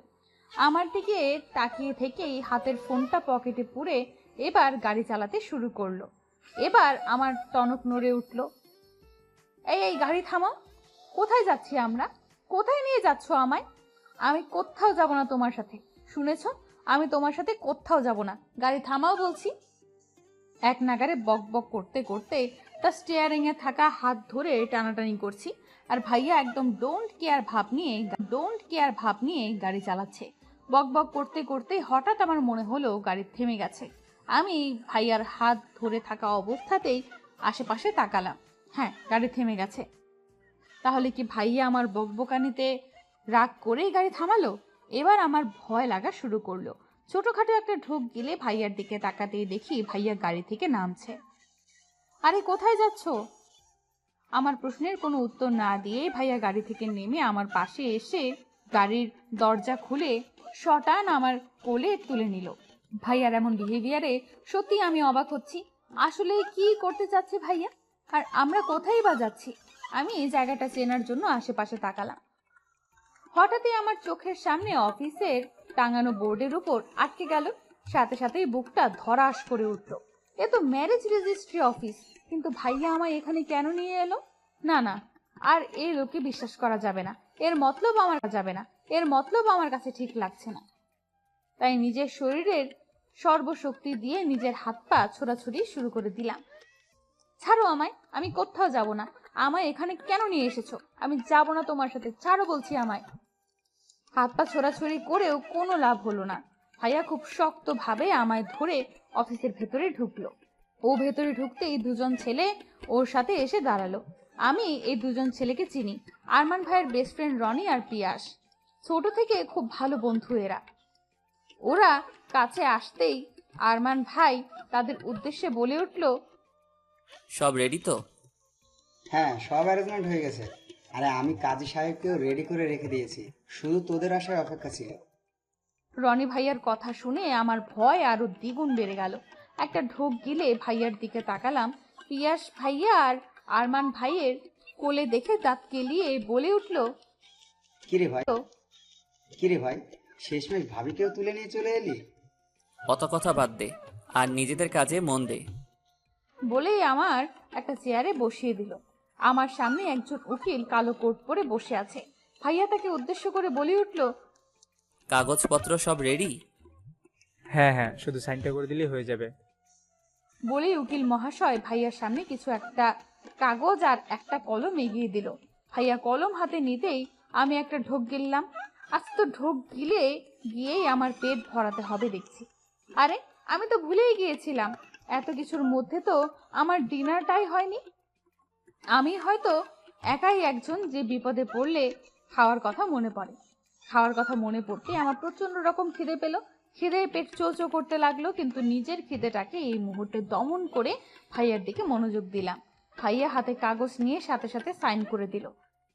তার সাথে রনি ভাই আর পিয়াস ভাইও। বুঝলাম তারা সাক্ষী হিসাবে সাইন করলো। এবার এলো আমার পালা। ভাইয়া আমার দিকে তাকাতেই আমার বুক ধক করে উঠল। অলরেডি আমার হাত পা কাঁপাকাঁপি শুরু হয়ে গেছে। কি করব কিছুই বুঝে উঠতে পারছি না। পালাবো নাকি? কিন্তু তার জন্যও তো হাত পা চলার দরকার। আমার তো হাত পা কিছুই কাজ করছে না। ভয়াতুর দৃষ্টিতে ভাইয়ার দিকে তাকালাম। ভাইয়া আমার কাছে এগিয়ে আসছে। আমার কাছে এসেই পেপারটা আমার সামনে তুলে ধরলো। সাইন কর। না, আমি সাইন করব না বলেই আমি মুখ ঘুরিয়ে নিলাম। কি করে করব সাইন? যতই আমি আরমান ভাইকে ভালোবাসি না কেন, তবুও আমার জীবনে আমার বাবা মার প্রায়োরিটিটা অনেক বেশি। তাদের না জানি আমি কি করে বিয়ে করে নিতে পারি। আমি চাই আরমান ভাইকে বিয়ে করতে, কিন্তু এভাবে নয়। পরিবারের সম্মতিতে বাবা মাকে সামনে রেখে বিয়েটা করতে চাই। বাবা মারও তো কত ইচ্ছে আছে আমার বিয়ে নিয়ে। আমি কি করে তাদের এইভাবে ঠকাতে পারি? আমার কান্না পাচ্ছে, ভীষণ কান্না পাচ্ছে। ভাইয়া যদি আমায় বিয়েই করতে চায় তো কথাটা সবার সামনে কেন বললো না? এইভাবে সবার আড়ালে বিয়ে করার মানে কি? এইসব ভাবনার মাঝেই আমি অনুভব করলাম আমার চেয়ার দুলছে। হঠাৎ এমন কিছু হওয়ায় কিছুটা ভড়কে গেলাম, কিন্তু নিজেকে সামলে নিয়ে বুঝলাম ভাইয়া আমাকে তার দিকে ঘুরিয়ে দুই পাশে চেয়ারের হাতল হাতে রেখে একদম আমার মুখের কাছে মুখ এনে বলল, সাইন করবি নাকি আমি ওই মেয়েকে গিয়ে বিয়ে করে নেব যার সাথে আমার বাবা মা আমার বিয়ে ঠিক করেছে? 5 কলেমা 3 বার কবুল আর 101 টাকা দেন মোহরে আমাদের বিয়েটা সম্পূর্ণ হলো। এই মুহূর্তে নিজেকে পৃথিবীর সবচেয়ে বড় স্বার্থপর বলে মনে হচ্ছে, যে নিজের সুখের জন্য বাবা মাকে এভাবে ঠকালো। বাড়িতে গিয়ে কিভাবে সবার সামনে দাঁড়াবো আমি? কিভাবে তাদের জানাবো আরমান ভাইকে পাওয়ার লোভে আমি তাদের শখ আহ্লাদকে জলাঞ্জলি দিয়ে এসেছি? তারা কি সহ্য করতে পারবে এটা? বাবা মাকে কি করে বলবো যে তাদের মেয়ে এতটা স্বার্থপর হয়ে গেছে? খুব কান্না পাচ্ছে আমার, খুব। আমার সাথেই কেন এমন হয় আমি বুঝি না। যেখানে আরমান ভাইকে দিয়ে করার খুশিতে আমার লাফানো উচিত, সেখানে আমি কিনা বাবা মাকে কি জবাব দিব সেই ভাবনায় বিভোর। আমার ভাবনার মাঝে আরমান ভাই আমায় কোলে তুলে নিলেন। বুঝতে পেরেছি এই লোক আজ আমায় আর হাঁটতেই দেবে না। সেই কখন থেকে শুধু কোলে চড়েই বেড়াচ্ছি ছোট বাচ্চাদের মতো। আমি কি হাঁটতে পারি না নাকি? আমি অসহায় দৃষ্টিতে ভাইয়ার দিকে তাকালাম। ভাইয়া প্লিজ নিচে নামাও, আমায় বাড়ির লোক এভাবে দেখলে আমায় অস্বস্তিতে পড়তে হবে, প্লিজ। আমি আমার মিনতির সুরও বুঝি তার কান অব্দি গেল না। সে নিজের মতোই হেঁটে চলেছে। কিছুক্ষণের মধ্যে বাড়িতে ঢুকতেই দেখলাম সকলে এখনো ঘরেই বসে আছে। সবার চোখে মুখে চিন্তার ছাপ। নিশ্চয়ই আমাদের জন্যই চিন্তা করছিলেন। কিন্তু মুহূর্তেই আরমান ভাইয়ের কোলে আমায় দেখেই চিন্তার ছাপটা বদলে গিয়ে সবাই অবাক চোখে আমাদের দিকে তাকালো। আরমান ভাই সবার সামনে এসে আমার কোল থেকে নামিয়ে দিল। আমি মাথা নিচু করে দাঁড়িয়ে আছি। আমাদের দাঁড়িয়ে থাকতে দেখে আব্বু বলে উঠল, এটা কিরকম আচরণ আরমান? এত রাতে কোথায় গিয়েছিলি তোমরা? বিয়ে করতে। আরমান ভাইয়ের এমন সোজা সাপটা কথায় আমার হার্ট ফেল হওয়ার জোগাড়। এই লোকের কি একটুও ভয় করছে না? কি বলছিস কি আরমান? যা বলছি সত্যি বলছি। এসবের মানে কি? পাগল হয়ে গেছিস তুই? এখানে তোর বিয়ে ঠিক হয়ে গেছে আর তুই কিনা মিতুকে বিয়ে করে নিয়ে ঘরে ঢুকলি। আমাদের একবারও জানানোর প্রয়োজন বোধ করলি না? বাবা বিয়েটা ঠিক করার সময় যখন তোমরা আমার মতামত নেওয়ার প্রয়োজন বোধ করনি, তখন আমিও বিয়ে করার সময় তোমাদের মতামত নেওয়ার প্রয়োজন বোধ করলাম না। আরমান ভাইয়ের এই কথাটার মাঝেই আমার মা সামনে এসে দাঁড়ালো। এইসব কি শুনছি মিতু? তুই এতটা নিচে নেমে গেলি? এরকমটা করতে লজ্জা হলো না? নিজের ভাই সমতুল্য কাজিনকে তুই বিয়ে করে নিলি।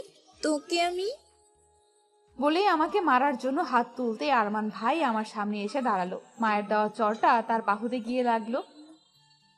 আরমান সরে দাঁড়া তুই। আজ আমি এই মেয়েকে মেরেই ফেলবো। কাকিমা ভুলে যেও না, তুমি কার গায়ে হাত তুলতে যাচ্ছ। সে এখন আমার বিয়ে করা স্ত্রী, আর আমার স্ত্রীর গায়ে হাত তোলার অধিকার আমি কাউকে দেইনি। আমি ওর মা, আমার অধিকার আছে ওর উপর।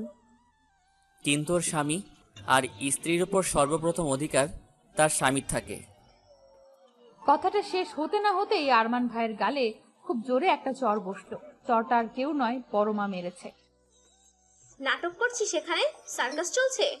আরে তুই যদি একটা রাস্তার পাগলকে বিয়ে করে নিয়ে আসতি, তাকেও আমি সম্মানে বরণ করে ঘরে তুলতাম। কিন্তু এই অপায়ামিকে কখনো আমি এই বাড়ির বউ হিসেবে মানব না। এই মেয়ে তোর জীবন ধ্বংস করে দেবে। সর্বনাশী এই মেয়ে, যার জীবনে যাই হোক না কেন, যার জীবনই ধ্বংস করে দেয়। মা ভুলে যেও না, তুমি যার সম্পর্কে কথাগুলো বলছো সে এখন আমার স্ত্রী। নিকুচি করেছে তোর স্ত্রী। মানি না এই অপায়াকে তোর স্ত্রী হিসেবে। তোকে আমি বারবার বলেছিলাম এই মেয়ের থেকে দূরে থাক, দূরে থাক। এই মেয়ে তোর জীবন ধ্বংস করে দেবে। জন্মের পর থেকে শুধু ধ্বংসই করে এসেছে। জন্মের পরপরই নিজের বাপের ব্যবসা গেল, সাথে 2 বছরের জেলও হলো। তারপরে নিজের মাকে বান্দি বানালো। সেদিন ওই পীর বাবাও এই মেয়ের হাত গণনা করে বলেছিলেন, এর জীবনের সাথে যেই জড়াবে তার জীবনও ধ্বংস ছাড়া আর কিছুই হবে না। আর সেই কথা সত্যিই প্রমাণ হলো। যখন এই গ্রামে তার নানার বাড়ি পা রাখতে না রাখতেই বন্যায় তাদের ঘর বাড়ি ভাসিয়ে নিয়ে গেল। আর কিছুদিন আগেও দুবার বিয়ে ভাঙলো ওই মেয়ের। আর কি প্রমাণ চাই এই মেয়ের অপায়া হবার? কতবার আয়েশাকে বললাম এই মেয়েকে দূরে কোথাও রেখে আসতে, কিন্তু ও তো কোনো কথাই শুনলো না, বরঞ্চ এখন আমার ছেলের ঘাড়ে এই মেয়েকে চাপাতে চাইছে। কিন্তু মা হয়ে নিজের ছেলের এত বড় ক্ষতি আমি কিছুতেই হতে দেব না। এই সর্বনাশী জ্ঞান আমি কিছুতেই আমার ছেলের জীবনে আসতে দেব না। বড় মা এক নাগারে কথাগুলো বলেই যাচ্ছে, কিন্তু আমার আর শোনার ক্ষমতা নেই।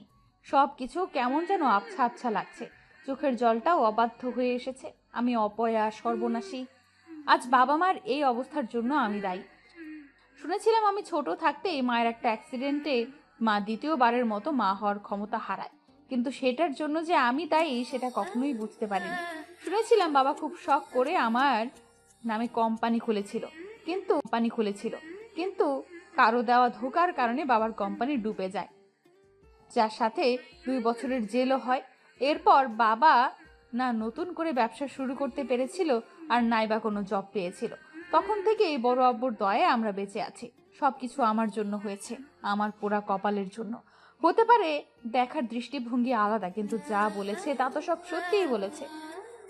আমি নানুবাড়ি যাওয়ার পর দিনই তাদের ঘর বাড়ি বন্যায় ভেসে যায়। তার মানে বড় মা ভুল কিছু বলেনি। আমি অপয়া, সর্বনাশী। আমার জীবনের সাথে যে জড়াবে তার জীবনই ধ্বংস হয়ে যাবে। নিজের অজান্তেই যে কখন 1 পা 2 পা করে ছাদে চলে এসেছি বুঝতেই পারিনি। হাত পা অবশ হয়ে আসছে, দাঁড়িয়ে থাকার শক্তিটুকুও নেই। ছাদের মাঝখানে হাঁটু গেড়ে বসে পড়লাম। কাঁদতে ইচ্ছে করছে, চিৎকার করে কাঁদতে ইচ্ছে করছে আমার। এতদিন আমার জন্য সবার জীবন নষ্ট হয়ে এসেছে, আর এখন আরমান ভাইয়ের জীবনও আমার সাথে গেছে। তার কিছু ক্ষতি হয়ে যায় না তখন? না, তার কিছু হয়ে গেলে যে আমি নিজেকে ক্ষমা করতে পারবো না। আমি কি করে তার ক্ষতির কারণ হতে পারি? ভালোবাসি তাকে, নিজের থেকেও বেশি ভালোবাসি। তার জন্য সব কিছু করতে পারি, সবকিছু। হঠাৎই মনে হলো কেউ আমার পাশে হাঁটু গেড়ে বসলো। আমার কাঁধে হাত রাখতেই আমি ঘুরে আরমান ভাইকে জড়িয়ে ধরে হাউমাউ করে কেঁদে উঠলাম। নিজের মনকে হালকা করার খুব জরুরি এখন আমার। ভাইয়া আমায় জড়িয়ে ধরে মাথায় হাত বোলাতে লাগলো, হয়তো কিছু বলতে যাবে, কিন্তু তার কিছু বলার আগেই আমি বলে উঠলাম, আজ আমায় নিজের করে নেবে আরমান ভাই? আমার কথায় আমার মাথায় হাত বোলানো তার হাত থেকে থমকে গেল। আমি এমন কিছু বলবো হয়তো আশা করেনি, কিন্তু আমি চাই আজ তাকে নিজের করে পেতে, নিজের সব কষ্টকে ধুয়ে মুছে নিংড়ে ফেলতে। আরমান ভাই প্রায় অনেকক্ষণ ধরেই নীরবতা পালন করছে, আর আমি তার বুকে মাথা রেখে তার বুকের থুকপুক শব্দটা শুনছি। আজ বুকে শুধু হতাশাই ধরা দিচ্ছে। আজ আরমান ভাইয়ের এই হতাশার কারণটাও আমি। সবকিছুর জন্য শুধু আমিই দায়ী, শুধুই আমি। আমার এই ভাবনায় বিচ্ছেদ ঘটিয়ে আরমান ভাই হঠাৎ করেই আমায় কোলে তুলে নিচের দিকে যাওয়া শুরু করলো, আর আমি চুপচাপ তার বুকে মাথা রেখে বুকের হতাশাগুলো গুনছি। কারণ আমি জানি আজ এই মুহূর্তটা শুধু তার আর আমার। এরপর কি হবে তা কালকের উপরেই নির্ভর করছে। প্রায় ভোর রাত, আমি আরমান ভাইয়ের বুকে মাথা রেখে শুয়ে আছি, আর ও আমায় এক হাতে জড়িয়ে বেঘুরে ঘুমাচ্ছে। ঘুমের মাঝেও আমায় জড়িয়ে রেখেছে, যেন ছেড়ে দিলেই কোথাও পালিয়ে যাব। কথাটা ভাবতেই আমার ঠোঁটের কোণে হাসির রেখা ফুটে উঠল। আমি মাথা তুলে তার দিকে তাকালাম। ইস, কি মায়া এই মুখে! ঘুমিয়ে থেকে যেন এই মায়া আরো বেশি বৃদ্ধি পেয়েছে। আমি তার গালের খোঁচা খোঁচা দাড়িগুলোতে আলতো করে হাত ছুঁয়ে দিয়ে আবার তার বুকে মাথা রাখলাম। কতদিনের লোভ ছিল এই দাড়িগুলো ছুঁয়ে দেয়ার, আজ তা পূরণ হলো। ফজরের আজানের ধ্বনিতে আমি আরমান ভাইয়ের থেকে নিজেকে ছাড়িয়ে উঠে বসলাম। চুলগুলো হাত খোপা করতে করতে কাবার্ড থেকে নিজের ড্রেস নিয়ে ওয়াশরুমের দিকে পা বাড়ালাম। চোখগুলো ভীষণ জ্বালা করছে, হয়তো সারা রাত ঘুম না আসার কারণে। আসলে আমি ঘুমাতেও চাইনি, আরমান ভাইয়ের সাথে কাটানো প্রত্যেকটা মুহূর্তকে শুধু অনুভব করতে চেয়েছি। ঘুমিয়ে পড়ে এই রাতের একটা ছোট্ট মুহূর্ত আমি মিস করতে চাইনি। এই মুহূর্তগুলোকে নিয়েই তো বাকি জীবনটা কাটাতে হবে। আচ্ছা, আমি কি পারবো তাকে ছাড়া থাকতে? না, পারতে আমাকে হবেই। আরমান ভাইয়ের জন্য হলেও আমাকে পারতে হবে। তার ভালোর জন্য আমাকে সব কিছুই পারতে হবে। একটা বুক ফুলানো দীর্ঘশ্বাস ফেলে শাওয়ার শেষে উজু করে ওয়াশরুম থেকে বেরিয়ে এলাম। ফজরের নামাজটা কাজা করলাম। নামাজ শেষে জায়নামাজ গুছিয়ে রেখে আরমান ভাই এক গাদা বই থাকা টেবিলের কাছে গেলাম। একটা নোট পাতার মধ্য পাতা ছিঁড়ে ওটাতে লিখতে বসলাম। লেখা ততটাও ভালো না, ভাঙা ভাঙা হাতা, বাঁকা বাঁকা অক্ষরে মনে আসছিল, তাই লিখে যাচ্ছিলাম। আজ এই লেখাটা আমাদের জীবন বদলে দেবে। এই চিঠিটাই আরমান ভাই আর আমার দুজনের পথ আলাদা করে দেবে। আচ্ছা, সামান্য একটা চিঠির উপর ভিত্তি করে কি ভাইয়া আমার থেকে দূরে সরে যাবে? একবারের জন্য খোঁজার চেষ্টাও করবে না? সে যাই করুক না কেন, আমি তো চাই ভাইয়া আমায় ভুলে যাক, নিজের জীবন নিজের মতো করে সাজিয়ে নিক। আমার মতো একটা পোড়া কপালের জন্য ও কেন নিজের জীবনের সর্বনাশ ডেকে আনবে? আর আমিই বা কি করে হতে দেই এটা? ভাইয়ার ভালোর জন্য আমাকে তার জীবন থেকে দূরে সরে যেতেই হবে, অনেক দূরে যেতে হবে। চিঠিটা লেখা শেষ করে কাগজটা ভাঁজ করে বিছানার পাশের টেবিলে ওয়েট চাপা রেখে দিলাম। তারপর নিজের প্রয়োজনীয় জিনিসপত্র নিয়ে বেরিয়ে পড়লাম ঘর থেকে, আরমান ভাইয়ের জীবন থেকে অনেক দূরে সরে যাওয়ার জন্য, সারা জীবনের জন্য। আজ 11 দিন আমি ওই বাড়ি ছেড়ে চলে এসেছি। এখানে চট্টগ্রামে বসবাসরত এক বন্ধু টিয়ার বাড়িতে উঠেছিলাম। তার মা এক এনজিওর মেম্বার। আমি তাদের সাথে কথা বলেই এনজিওতে একটা কাজের কথা বলি। যেহেতু নিজের এডুকেশনের সকল কাগজপত্র সাথে নিয়েই এসেছিলাম, তাই কাজটা পেতে ততটা বেগ পেতে হলো না। কিন্তু আমার অতীত শুনে টিয়ার মা আমার দিকে এক অন্যরকম নজরে তাকানো শুরু করলেন। সেই নজর খুব সহজেই পড়ে নেওয়া যায়। নিজের লাভের জন্য তো আর অন্যের ক্ষতি করতে পারি না, তাই হাতে যতটুকু টাকা ছিল তার সব কিছু দিয়ে একটা ফ্ল্যাট ভাড়া নিয়েছিলাম। আজ আমি পুরো, আর আমার জন্য অন্য কারো কোনো ক্ষতি হবে না। কারণ রাত নয়, ল্যাম্পপোস্টের আলোয় রাস্তার ধার ঘেঁষে আনমনে হেঁটে চলেছি। এনজিওর একটা কাজে এলাকা এলাকা গিয়ে মিটিংয়ের মাধ্যমে সমাজের মানুষদের সামাজিক গুরুত্বপূর্ণ বিভিন্ন ধরনের পরামর্শ দিতে দিতে অনেকটা দেরি হয়ে গেছে। মেইন রোড দিয়েই এলাম। চাইলে রিক্সা ভাড়াও করে নিতে পারতাম, কিন্তু আমি এখনো আমার কাজের মাইনে পাইনি। আর আমার কাছে যতটুকু টাকা আছে সেটা দিয়ে আমায় পুরো মাস চলতে হবে। তাই টাকা বাঁচানোর জন্য ছোট্ট একটা পদক্ষেপ মাত্র এটা। ল্যাম্পপোস্টের মৃদু আলো ছড়াচ্ছে পুরো রাস্তায়, আর আমি একাই একটা মেয়ে হেঁটে চলেছি এক ধোঁয়াশা জীবনের উদ্দেশ্যে। এই মুহূর্তে বাড়ির লোকদের কথা খুব মনে পড়ছে আমার। আচ্ছা, বাবা মা যখন আমায় বাড়িতে খুঁজে পায়নি তখন তাদের মানসিক অবস্থা কেমন ছিল? নিশ্চয়ই খুব কেঁদেছে। আর আরমান ভাই, সে কি আমায় খুঁজেছে নাকি চিঠিটাকেই মান্য দিয়ে নিজের নতুন করে জীবন শুরু করেছে? এই 11 দিনেই কি ও আমায় ভুলে গেছে? আচ্ছা, আমার কথা মনে করে ও, নাকি সব কিছু আবেগ ভেবে উড়িয়ে দিয়েছে? চোখের কোণটা ঝাপসা হয়ে এলো। ডান হাতের উল্টো পিঠ দিয়ে চোখটা মুছতেই পেছনে খুব দ্রুত চলন্ত গাড়ির শব্দ পেলাম। ভয়ে পেছনে তাকিয়ে দেখি গাড়িটা খুব দ্রুত আমার দিকে এগিয়ে আসছে। মুহূর্তের মধ্যেই মনে হলো এখানে আমার থমকে যাবে। নিজের অজান্তেই নিজের হাতটাকে সাহারা ভেবে ডান হাত মুখের সামনে নিয়ে এসে বাঁচার চেষ্টা করলাম। কিন্তু এ কি, হঠাৎই মনে হলো গাড়ি আমার খুব কাছে এসে থেমে গেছে। হাত সরিয়ে সামনে তাকাতে যাব, তার আগেই কারো হাত খুব শক্ত করে আমায় গলা চেপে ধরে আমায় পিছিয়ে নিয়ে যেতে যেতে কিছু একটার সাথে আমার পিঠ ঠেকালো। ঘটনাটা খুব দ্রুত ঘটে যাওয়ার জন্য আমার মাথায় কিছুই ঢুকলো না। নিজের হাত পেছনে নিয়ে গেলে বুঝতে পারলাম আমি গাছের সাথে আটকেছি। এবার আমি গাছ থেকে হাত সরিয়ে গলায় থাকা হাতটা ধরে নিজেকে ছাড়ানোর চেষ্টা করতে লাগলাম। এই যেন আমার দম বন্ধ হয়ে যাবে। আমি বাঁচার জন্য ছটফট করতে করতে সামনের দিকে তাকাতেই থমকে গেলাম। ল্যাম্পপোস্টের আলোর সাথে গাড়ির হেডলাইটের আলোয় আরমান ভাইয়ের ভয়ঙ্কর মুখটা আরো বেশি ভয়ঙ্কর হয়ে উঠেছে। আমি আমার গলায় থাকা হাতটার কথা ভুলে তার দিকে অবাক চোখে তাকালে, ইস, কি অবস্থা করেছে নিজের চেহারার। উস্কো খুস্কো চুল, খোঁজা খোঁজা দাড়িগুলোকেও হালকা বেড়ে গেছে। চোখের লাল আভাটা যেন আমায় জ্বালিয়ে দিচ্ছে। ভাইয়া এবার আমার গলায় হাত রেখে আমার দিকে কিছুটা এগিয়ে এলো। আমার চোখে চোখ রেখে বলল, সাহস হলো কি করে তোর আমার থেকে দূরে পালাবার কথা ভাবতে? আরমান ভাইয়ের মুখ থেকে এক উদ্ভট গন্ধ বেরোচ্ছে। বুঝলাম ভাইয়া ড্রিঙ্ক করেছে, আর তাই এতটা কন্ট্রোল লেস হয়ে গেছে। আমায় চুপ থাকতে দেখে ভাইয়া আরো কঠিন গলায় বলে উঠল, যদি দূরেই চলে যাবি তাহলে সেই রাতে আমার সাথে বিছানায় শুয়েছিলি কেন? নিজের শরীরের খিদে মেটানোর জন্য?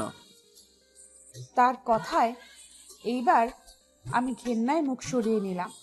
অস্পষ্ট কণ্ঠে কিছু বলতে যাব তার আগেই আরমান ভাই আলমোড়ো শক্ত করে আমার গলা চেপে ধরে বলল, চুপ, একদম চুপ। একটা শব্দ গলা থেকে বের করলে গলা চেপে মেরে এখানেই পুঁতে রাখবো। কি ভেবেছিস কি তুই আমি তোকে খুঁজে পাবো না? এই পৃথিবীর যেই কোণাতেই লুকিয়ে থাক না কেন, তোকে আমি খুঁজে বের করবই। আমার থেকে পালানো এতটা সহজ নয়। খুঁজে তো আমি তোকে সেই কবেই পেয়েছি, কিন্তু প্রচণ্ড রকমের রাগ আমাকে জেঁকে বসেছিল। ভেবেছিলাম যখন তুই আমার থেকে দূরে গিয়ে নতুন জীবন শুরু করতে চাস, তাহলে আমি কেন পারবো না? ভুলতে চেয়েছিলাম তোকে ভোলার জন্য সব ধরনের মাদক দ্রব্য সেবন করে মাদকাসক্ত হয়েছি, কিন্তু তোর নেশা সবকিছুকে হার মানিয়ে দিয়েছে। একটা মুহূর্ত তোকে ভুলতে দেয়নি আমায়। নেশা তুই আমার, তোর নেশাতে নেশাগ্রস্ত আমি। তোকে ছাড়া থাকা অসম্ভব। আরমান ভাইয়ের কথাগুলো বলতে বলতে আমার গলা ছেড়ে গালো বুড়ো আঙুল দিয়ে স্লাইড করতে লাগলো। নিজের ঠোঁট আমার ঠোঁটের একদম কাছাকাছি নিয়ে এলো। তার এমন আচরণে আমার বুক দুমড়ে মুচড়ে যাচ্ছে। ভীষণ কান্না পাচ্ছে আমার, কাঁদতে ইচ্ছে করছে। তার বুকে মাথা রেখে কাঁদতে ইচ্ছে করছে, কিন্তু আমার সব ইচ্ছেকে ধুলি চাপা দিয়ে ভাইয়া হঠাৎই আমার গাল ছেড়ে হাত ধরে টানতে টানতে গাড়ির দিকে নিয়ে যেতে লাগলো। হঠাৎ করেই আমার গালে খুব জোরে একটা চড় পড়ে। গালে হাত দিয়ে অশ্রুসিক্ত চোখে অপরাধীর মতো মাথা নিচু করে দাঁড়িয়ে আছি বাড়ির সকলের সামনে। থামলে কেন কাকি? আরো দুটো কষে দাও, এই মেয়ে এটারই যোগ্য। আরমান ভাইয়ের কথা শুনে আমার কান্নার বেগ আরো বেশি বেড়ে গেল, কিন্তু আমার মা আমার কান্নাকে পাত্তা না দিয়ে আমার দু বাহু শক্ত করে ধরে নিজের দিকে ঘোরালো। বলতে পারিস তোর কোন জিনিসটাই আমরা কোনো কমতি রেখেছি? এত ভালোবেসেছি তোকে, নিজেরা না খেয়ে তোকে খাইয়েছি, আর তুই এত বড় একটা ভুল সিদ্ধান্ত নিয়ে বসলি। এইদিকে তাকা। বাড়ি থেকে চলে যাওয়ার সময় একবারও কি তোর আমাদের কথা মনে পড়েনি? একবারও মনে হলো না আমরা কি নিয়ে বাঁচবো? তুই তো আমাদের একমাত্র সম্বল রে, তোকে নিয়েই বেঁচে আছি আমরা। তাহলে কোন সাহসে তুই এই সিদ্ধান্ত নিলি? কিভাবে চলে গেলি তুই আমাদের ছেড়ে? কথাগুলো বলতে বলতেই মা কান্নায় ভেঙে পড়লো। মায়ের কান্না দেখে আমারও ভীষণ কান্না পাচ্ছে। এবার বুঝতে পেরেছি আমি কত বড় ভুল করেছি। তাদের ভালো করতে গিয়ে যে তাদের এতটা কষ্ট দিয়ে ফেলেছি বুঝতেই পারিনি। আরমান ভাই ঠিক ছিল, আরও কিছু চরের যোগ্য আমি। এতটুকু শাস্তিতে হবে না আমার। মাথা নিচু করে কেঁদেই চলেছি, তখনই বড় মা এগিয়ে এলো।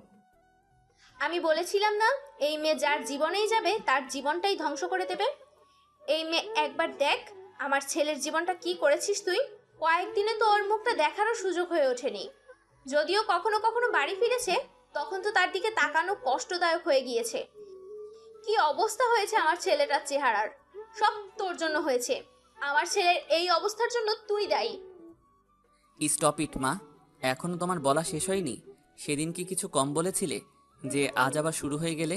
হ্যাঁ, তোমার ছেলের এই অবস্থার জন্য ওই মেয়েটাই দায়ী, কিন্তু ও আমার জীবনে আসার জন্য নয়। কিছুদিনের জন্য ও আমার জীবন থেকে চলে যাওয়ার জন্য আমার এই অবস্থা। আমি বুঝি না তুমি এমন নিকৃষ্ট মানসিকতার কি করে হতে পারো। কিছু দুর্ঘটনাকে তুমি মৃত্যুর ঘাড়ে চাপিয়ে দিচ্ছ। আমি কোনো দুর্ঘটনাকে চাপিয়ে দিচ্ছি না ওর ওপর, যা সত্যি তাই বলছি। কোন সত্যির কথা বলছো? কাকার ব্যবসায় ধোঁকা খাওয়ার কথাটা? সেটা কাকার নিজের অনভিজ্ঞতার কারণেই হয়েছে। আর যদি তুমি কাকির অ্যাক্সিডেন্টের কথা বলো, তাহলে আমি বলি ঢাকায় এমন অনেক অ্যাক্সিডেন্টই হয়। তুমি কোন কোন অ্যাক্সিডেন্টের দায়ভার মিতুর ওপর চাপাবে? আর ওই পীর যার কথা শুনে তুমি মিতুকে আজ অবধি দোষারোপ করছো, সে কিছু বছর আগেই ভণ্ড পীর প্রমাণ হয়ে এখন জেল খাটছে। আর এখন বাকি রইল দুবার বিয়ে ভাঙার কথা, ওটা মিতুর জন্য নয়, আমার জন্য ভেঙেছে। ভাইয়ার এই কথায় সবাই তার দিকে অবাক চোখে তাকালো। আমার চোখেও প্রশ্নবোধক চিহ্ন আটকে রইল। আমার বিয়ে ভাইয়ার জন্য ভেঙেছে, কিন্তু কিভাবে? আমি ভেঙেছি ওই বিয়ে।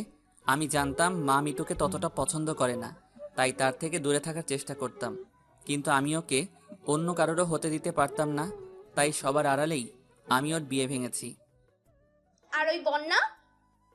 মা বন্যা আসবে, এই নিউজটা খবরে নিউজপেপারে কতদিন আগে থেকে ছাপা হচ্ছিল। এটা একটা প্রাকৃতিক দুর্যোগ, যা মিতু গ্রামে গেলেও আসতো, না গেলেও আসতো। তবে কি জানো তো মা, তোমার এই দৃষ্টিভঙ্গি আমি হাজার চেষ্টা করলেও বদলাতে পারবো না, যদি না তুমি নিজের থেকে বদলানোর চেষ্টা করো। বড় মা আরো কিছু বলতে যাবে, কিন্তু তার আগেই বড় আব্বু বলে উঠল, উফ, কি হচ্ছে এখানে? এত সব কথা কেন হচ্ছে? আমাকে বলবে দয়া করে। এতক্ষণ ধরে চুপ ছিলাম, কিন্তু আর নয়, বন্ধ করো এসব। আর মিতু, তুমি যা করেছো তা অবশ্যই ভুল ছিল, আর ভুলের শাস্তি তোমাকে পেতেই হবে। আর সে শাস্তি হিসেবে তোমাকে আবার আমার ছেলেকেই বিয়ে করতে হবে। বড় আব্বুর কথায় আমি চমকে উঠলাম। আমার ছেলে তোমাকে ভালোবাসে, তোমার সাথেই সে সুখে থাকবে। আর একজন বাবার এর থেকে বর পাওয়া আর কি থাকতে পারে? বিয়ে আবার হবে, ধুমধাম করে হবে।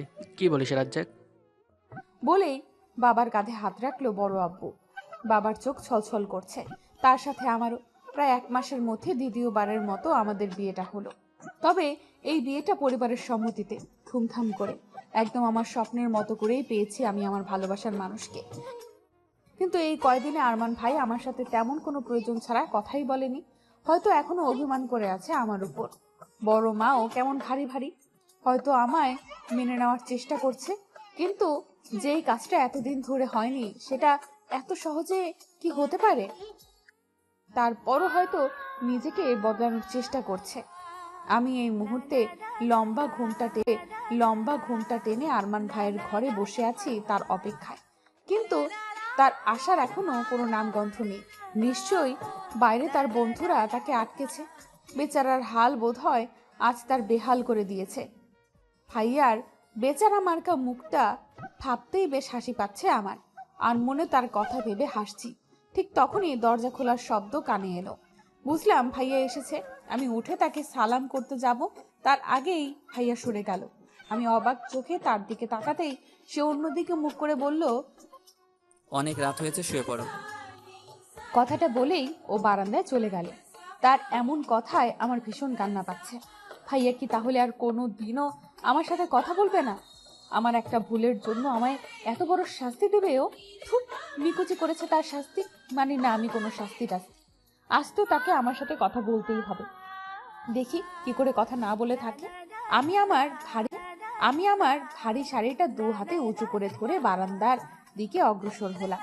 আরমান ভাই উল্টো ঘুরে ব্যস্ত নগর দেখতে দেখতে সিগারেটের ধোঁয়া উড়াচ্ছে। ও মাঝে মাঝে স্মোক করত। আমি সেটাকে পরোয়া না করে সোজা তার সামনে গিয়ে রেলিংয়ে ঠেস দিয়ে দাঁড়ালাম। আমাকে হঠাৎই তার সামনে আসতে দেখে ব্রু কুচকে কিছুক্ষণ তাকিয়ে থেকে অন্যদিকে যাবে তার আগেই আমি আবার তার সামনে গিয়ে তার পথ আটকালাম। এবার হয়তো আরমান ভাই কিছুটা বিরক্ত হলো। ব্রু কুচকানোর সাথে সাথে দাঁতে দাঁত চেপে ধরে একদম আমার দিকে এগিয়ে এসে কিছু বলতে গিয়েও থেমে গেল। তার এগিয়ে আসাতে আমি কিছুটা ভয় পেয়ে পেছনে ঝুঁকে গেলাম। যার রাগ যদি চরটর মেরে বসে তখন। কিন্তু আরমান ভাই কিছু না বলেই আবার সেখান থেকে চলে আসবে, তখনই আমি তার ডান হাত চেপে ধরলাম। ভাই এবার প্রচন্ড মাত্রায় রেগে আমার দিকে এগিয়ে আসতে গেল, কিন্তু তার আগে আমি তার হাত আমার পেটের উপর রাখলাম। আমার এই কাজে ও কিছুটা অবাক চোখে আমার দিকে তাকালো। তুমি যদি আমার সাথে কথা না বলো তাহলে কিন্তু আমরা তোমার উপর ভীষণ অভিমান করব। কথাটা বলে মুখ ফুলিয়ে তার দিকে তাকালাম। যদিও নিজের চেহারায় ইনোসেন্ট লুক নিয়েছিলাম, তারপরও আমার বুকের ভেতরে এক প্রকার তোলপাড় শুরু হয়ে গিয়েছিল। আমার কথায় তার অনুভূতিটা কিরকম হবে তা দেখার জন্য অধীরে আগ্রহে আমি আরমান ভাইয়ের দিকে তাকালাম। আরমান ভাই নিজের চোখে এক সাগর বিস্ময় নিয়ে একবার আমার দিকে আর একবার আমার হাতের দিকে তাকাচ্ছে। আমার ঠোঁটের কোণে মুচকি হাসি আর চোখে এতগুলো আগ্রহ নিয়ে তার দিকে তাকিয়ে আছি তার অনুভূতিটা জানার জন্য। আরমান ভাই জিহ্বা দিয়ে নিজের ঠোঁট ভিজিয়ে নিয়ে অন্যদিকে তাকালো, হয়তো নিজের চোখের জল আড়াল করার জন্য, কিন্তু তার চোখের ছলছল দৃষ্টিটা তো অনেক আগেই আমার কাছে ধরা পড়েছে। ভাইয়া দুবার জোরে জোরে শ্বাস নিয়ে আবার আমার দিকে তাকালো, তারপর কাপা কাপা গলায় বলে উঠল, ইউ নো হোয়াট, আজ হয়তো এই প্রথম কারো বাসর যে কিনা বাসর রাতেই জানতে পারছে সে বাবা হতে চলেছে। তার আবেগপূর্ণ এমন কথায় আমার ভেতরটা কেঁপে উঠল। তার ছলছল দৃষ্টি আজ আমায় জানান দিচ্ছে আমি কতটা ভাগ্যবতী। আরমান হাঁটু গেড়ে বসে আমার পেটে আলতো করে নিজের ঠোঁট ছুঁয়ে আবার উঠে দাঁড়িয়ে হঠাৎ করে আমায় জড়িয়ে ধরলো। ভালোবাসি মিতু, খুব খুব খুব বেশি ভালোবাসি তোকে। তুই তো আমার জীবনে অ্যাঞ্জেল হয়ে এলি রে। এঞ্জেল? তাও আমিও কি কারো জীবনের এঞ্জেল হতে পারি? হ্যাঁ পারি, কেন পারি না? আমি এঞ্জেল, আরমান ভাইয়ের এঞ্জেল। এই থুরি, আমি কি বলছি? নিজের স্বামীকে ভাই বলে সম্বোধন করছি, কিন্তু যদি ভাই না বলি তাহলে কি বলে ডাকবো? নাম ধরে? এই না, ও আমার কত বড়। নাম ধরে ডাকলে কেমন জানি দেখায়, তাহলে কি বলবো? ও গো শুনছো? ইস কি লজ্জা গো। নিজের লজ্জা লুকাতে আমি তার বুকে নিজের মাথা গুঁজে দিলাম, কারণ লজ্জার উৎপত্তি যেখান থেকে তার নিঃশ্বাসও যে সেখানেই।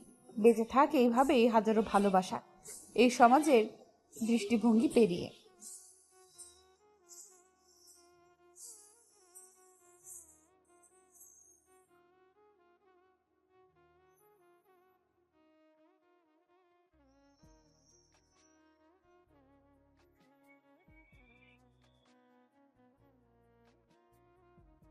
তাই দেশে এসে রামিম আঙ্কেলের সাথে যোগাযোগ করে ওকে ধরার জন্য অনেক প্ল্যান করি, কিন্তু এখানে আসার 2 মাস পর ও কিছু করতে পারছিল না। তাই আমি প্ল্যান করি যে রামিমকে বলবো আমি ওর সন্তানের মা হতে চলেছি, আর এতে ওর বাবুর জন্য হলেও গলে যাবে।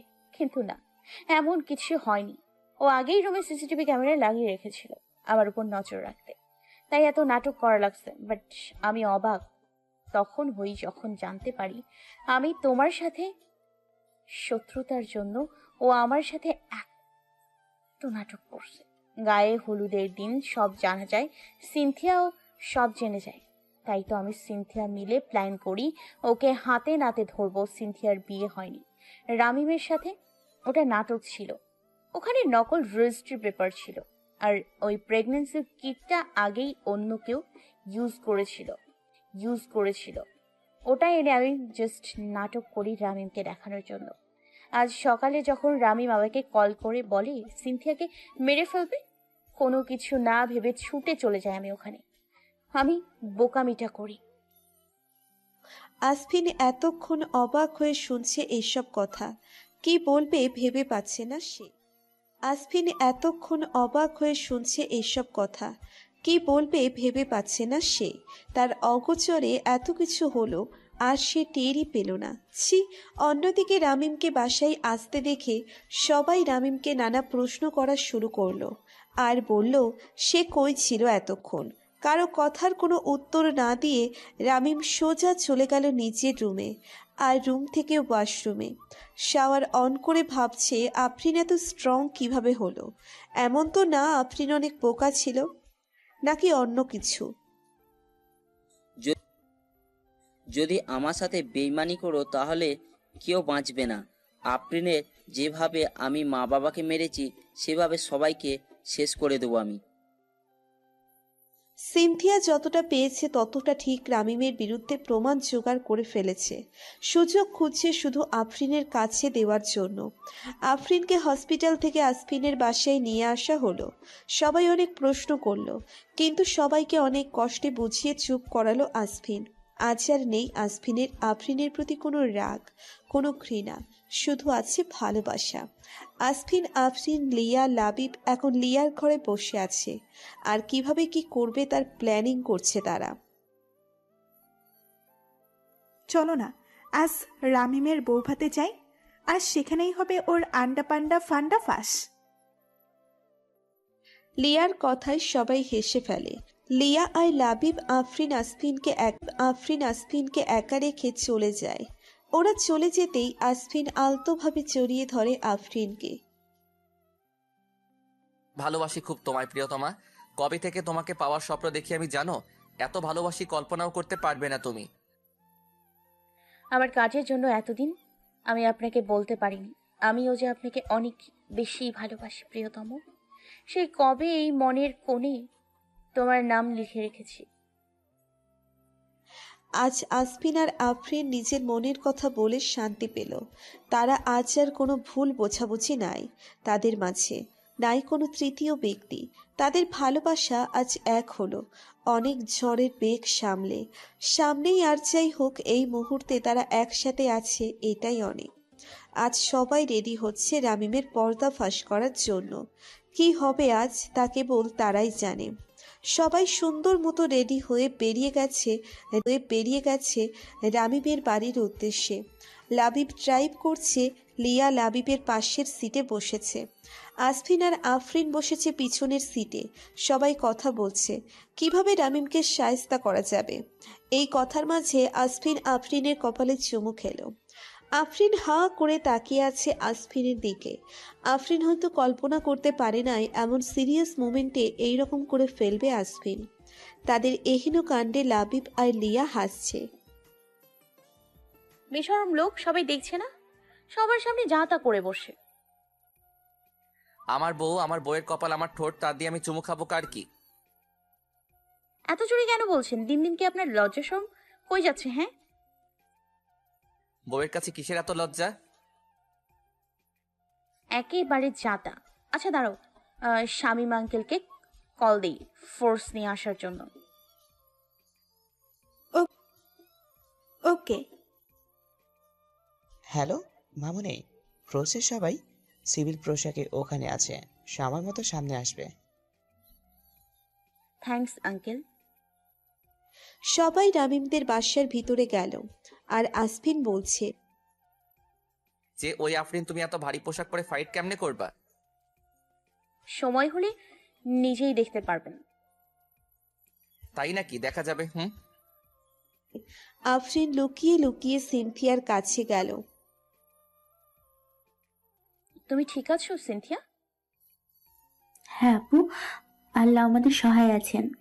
কাল সারা রাত ওই শয়তান বাসায় ছিল না, তাই বেঁচে গেছি। আর সব প্রমাণ এই ফাইলে আছে। তোমাকে কি করে যে ধন্যবাদ জানাবো সিনথিয়া, তুমি না থাকলে এসব পসিবল হতো না। আরে আপু বলি না তোমাকে, আপুর জন্য এটুকু করাই যায়। চলো নিচে চলো বলে আফরিন আর সিনথিয়া নিচে নেমে আসে। আফরিন চুপি চুপি নিচের হাতের ফাইল এক পুলিশ অফিসারের কাছে দিয়ে দেয়। লেডিস এন্ড জেন্টলম্যান, এখানে উপস্থিত সবার দৃষ্টি আকর্ষণ করছি। আপনাদের কিছু বলা বাকি আছে, তাহলে শুনুন। আজ যাদের বৌভাতে আসছেন আপনারা, আসলে তাদের বিয়েই হয়নি। আসফিনের কথায় সবাই অনেক অবাক হয়ে যায়। তার থেকে বেশি অবাক হয় রামিম। সে সিনথিয়ার দিকে তাকিয়ে দেখে সিনথিয়া হাসছে। তার আর বুঝতে বাকি রইল না এটা সবাই মিলে তাকে নিয়ে খেলেছে। তাই ফোন করে রামিম তার লোকদের আসতে বলে, আর রামিম সিনথিয়াকে টান মেরে নিজের কাছে এনে পিছন থেকে গান বের করে গান পয়েন্টে রাখেন। রামিমের মা অনেক অবাক হয়ে তাকিয়ে আছে ছেলের দিকে, কি হচ্ছে। আর সে কেনই বা সিনথিয়াকে বন্দুক তাক করে রেখেছে? বন্দুকই বা পেল কই? বাবা, এসব কি করছিস? প্লিজ ছেড়ে দে ওকে, ও তো ছোট। ওকে কেন ওভাবে আটকে রেখেছিস? চুপ চুপ, কেউ কোনো কথা বলবে না। আমাকে নিয়ে খেলতে চেয়েছিলি তোরা, এই রামিমকে নিয়ে খেলতে চেয়েছিলি। আজ সবাইকে মারবো যেভাবে ফুপু ফুপিকে মেরেছি। কি তুই মারছিস ওদের? এই তোরা সবাই একে একে করে শেষ করে দে। রামিম ওর লোকদের বলল। রামিমের লোক কিছু করার আগেই পুলিশরা ওর লোকের সাথে মারামারি শুরু করে। রামিমের চোখ অন্যদিকে ঘুরতেই আফরিন রামিমের হাত থেকে পিস্তল কেড়ে নেয় আর নিজের শাড়ি টেনে খুলে ফেলে। আরে ভাইবেন না কেউ, শাড়ির নিচে সে জিন্স আর টপস পরা ছিল। আফরিন এবার রামিমের পেটে ঘুষি মারল। রামিম আফরিনকে মারার জন্য হাত ওঠাতেই পিছন থেকে আসফিন তার হাত ধরে ফেলল। একদিক থেকে আফরিন পিটিয়ে পিটিয়ে আসফিনের কাছে পাঠাচ্ছে রামিমকে, অন্যদিকে আসফিন আফরিনের কাছে বলের মতো ঘুরিয়ে ঘুরিয়ে মারছে। এক পর্যায়ে রামিম আর না পেরে নিচে বসে পড়ে, আর তা দেখে আফরিন বলে, আহারে আমার সোনা বাচ্চা, তুমি ক্লান্ত হয়ে গেছো? আরে তুমি কি বলছো আফরিন? ও তো গ্রেট। রামিম, ও কি আর এত তাড়াতাড়ি ক্লান্ত হতে পারে? ঠিক বলছো তুমি। তোদের আমি কাউকে ছাড়বো না, দেখে নিবি। নে দেখ আমাকে। আর শোনো, নিজে তো বাঁচছো, তুই যে ড্রাগস স্মাগলার তা আমরা জানি, আর সব প্রুফও আছে চান্দু। সবাইকে উদ্দেশ্য করে আফরিন শুরু থেকে সব বলা শুরু করলো। সব কথা শুনে রামিম সহ সবাই আশ্চর্য হয়ে গেছে। মেয়েটা কি ডেঞ্জারাস।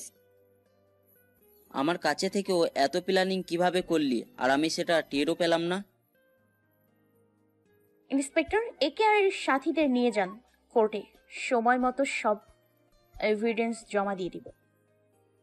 পুলিশ রামিম সহ রামিমের সব লোক নিয়ে গেল থানায়। ওদের যাওয়ার পর রামিমের মা বাবা আফরিনের কাছে ক্ষমা চায়। রামিমের আম্মু তার সব ব্যবহারের জন্য মাফ চায়। আফরিনও তাদের মাফ করে দেয়। আসফিনরা সবাই নিজেদের বাসায় চলে আসে। লিয়া আর লাবিবও তাদের বাসায় চলে যায়। সিনথিয়াকে সিনথিয়ার মা বাবা নিয়ে যায়। 5 বছর পর। কথাই আছে না, পাপ কাউকে ছাড়ে না, তা হয়েছে রামিমের সাথে। তাকে ফাঁসির রায় দিয়েছে আদালত। জেলে বসে হয়তো ফাঁসির দিন গুনছে সে। আজ শিকদার বাড়ি আবারও নানান সাজে সজ্জিত হয়েছে, কারণ আজ আসফিন আর আফরিন 2 ছেলের জন্মদিন। আফরিন দুইটি পুত্র সন্তানের জননী। 2 জনই যমজ। ওদের 4 বছর হয়েছে। বড় ছেলে হয়েছে পাপার মতো শান্ত আর রাগী, নাম আব্রাহাম শিকদার। আর ছোট ছেলে অনেক দুষ্টু, পুরোই পদের হাড্ডি, নাম আরহান শিকদার। ওদের জন্মদিনের আয়োজন। লাবিব, লিয়াও তাদের একমাত্র ছেলে লিসান এসেছে এখানে। ওর বয়স 2 বছর। সিনথিয়া আসতে পারে নাই, কারণ সিনথিয়াও 8 মাসের প্রেগনেন্ট। ওই ঘটনার পর সিনথিয়া প্রায় কান্না করত, মন খারাপ করে থাকতো। তখন আফরিন অনেক হেল্প করেছে ওকে। সিনথিয়ার হাজবেন্ড খুবই ভালো মানুষ, অনেক ভালোবাসে সিনথিয়াকে। সব ভালোবাসার মানুষ একসাথে থাকুক, এটাই তো চাই সবাই।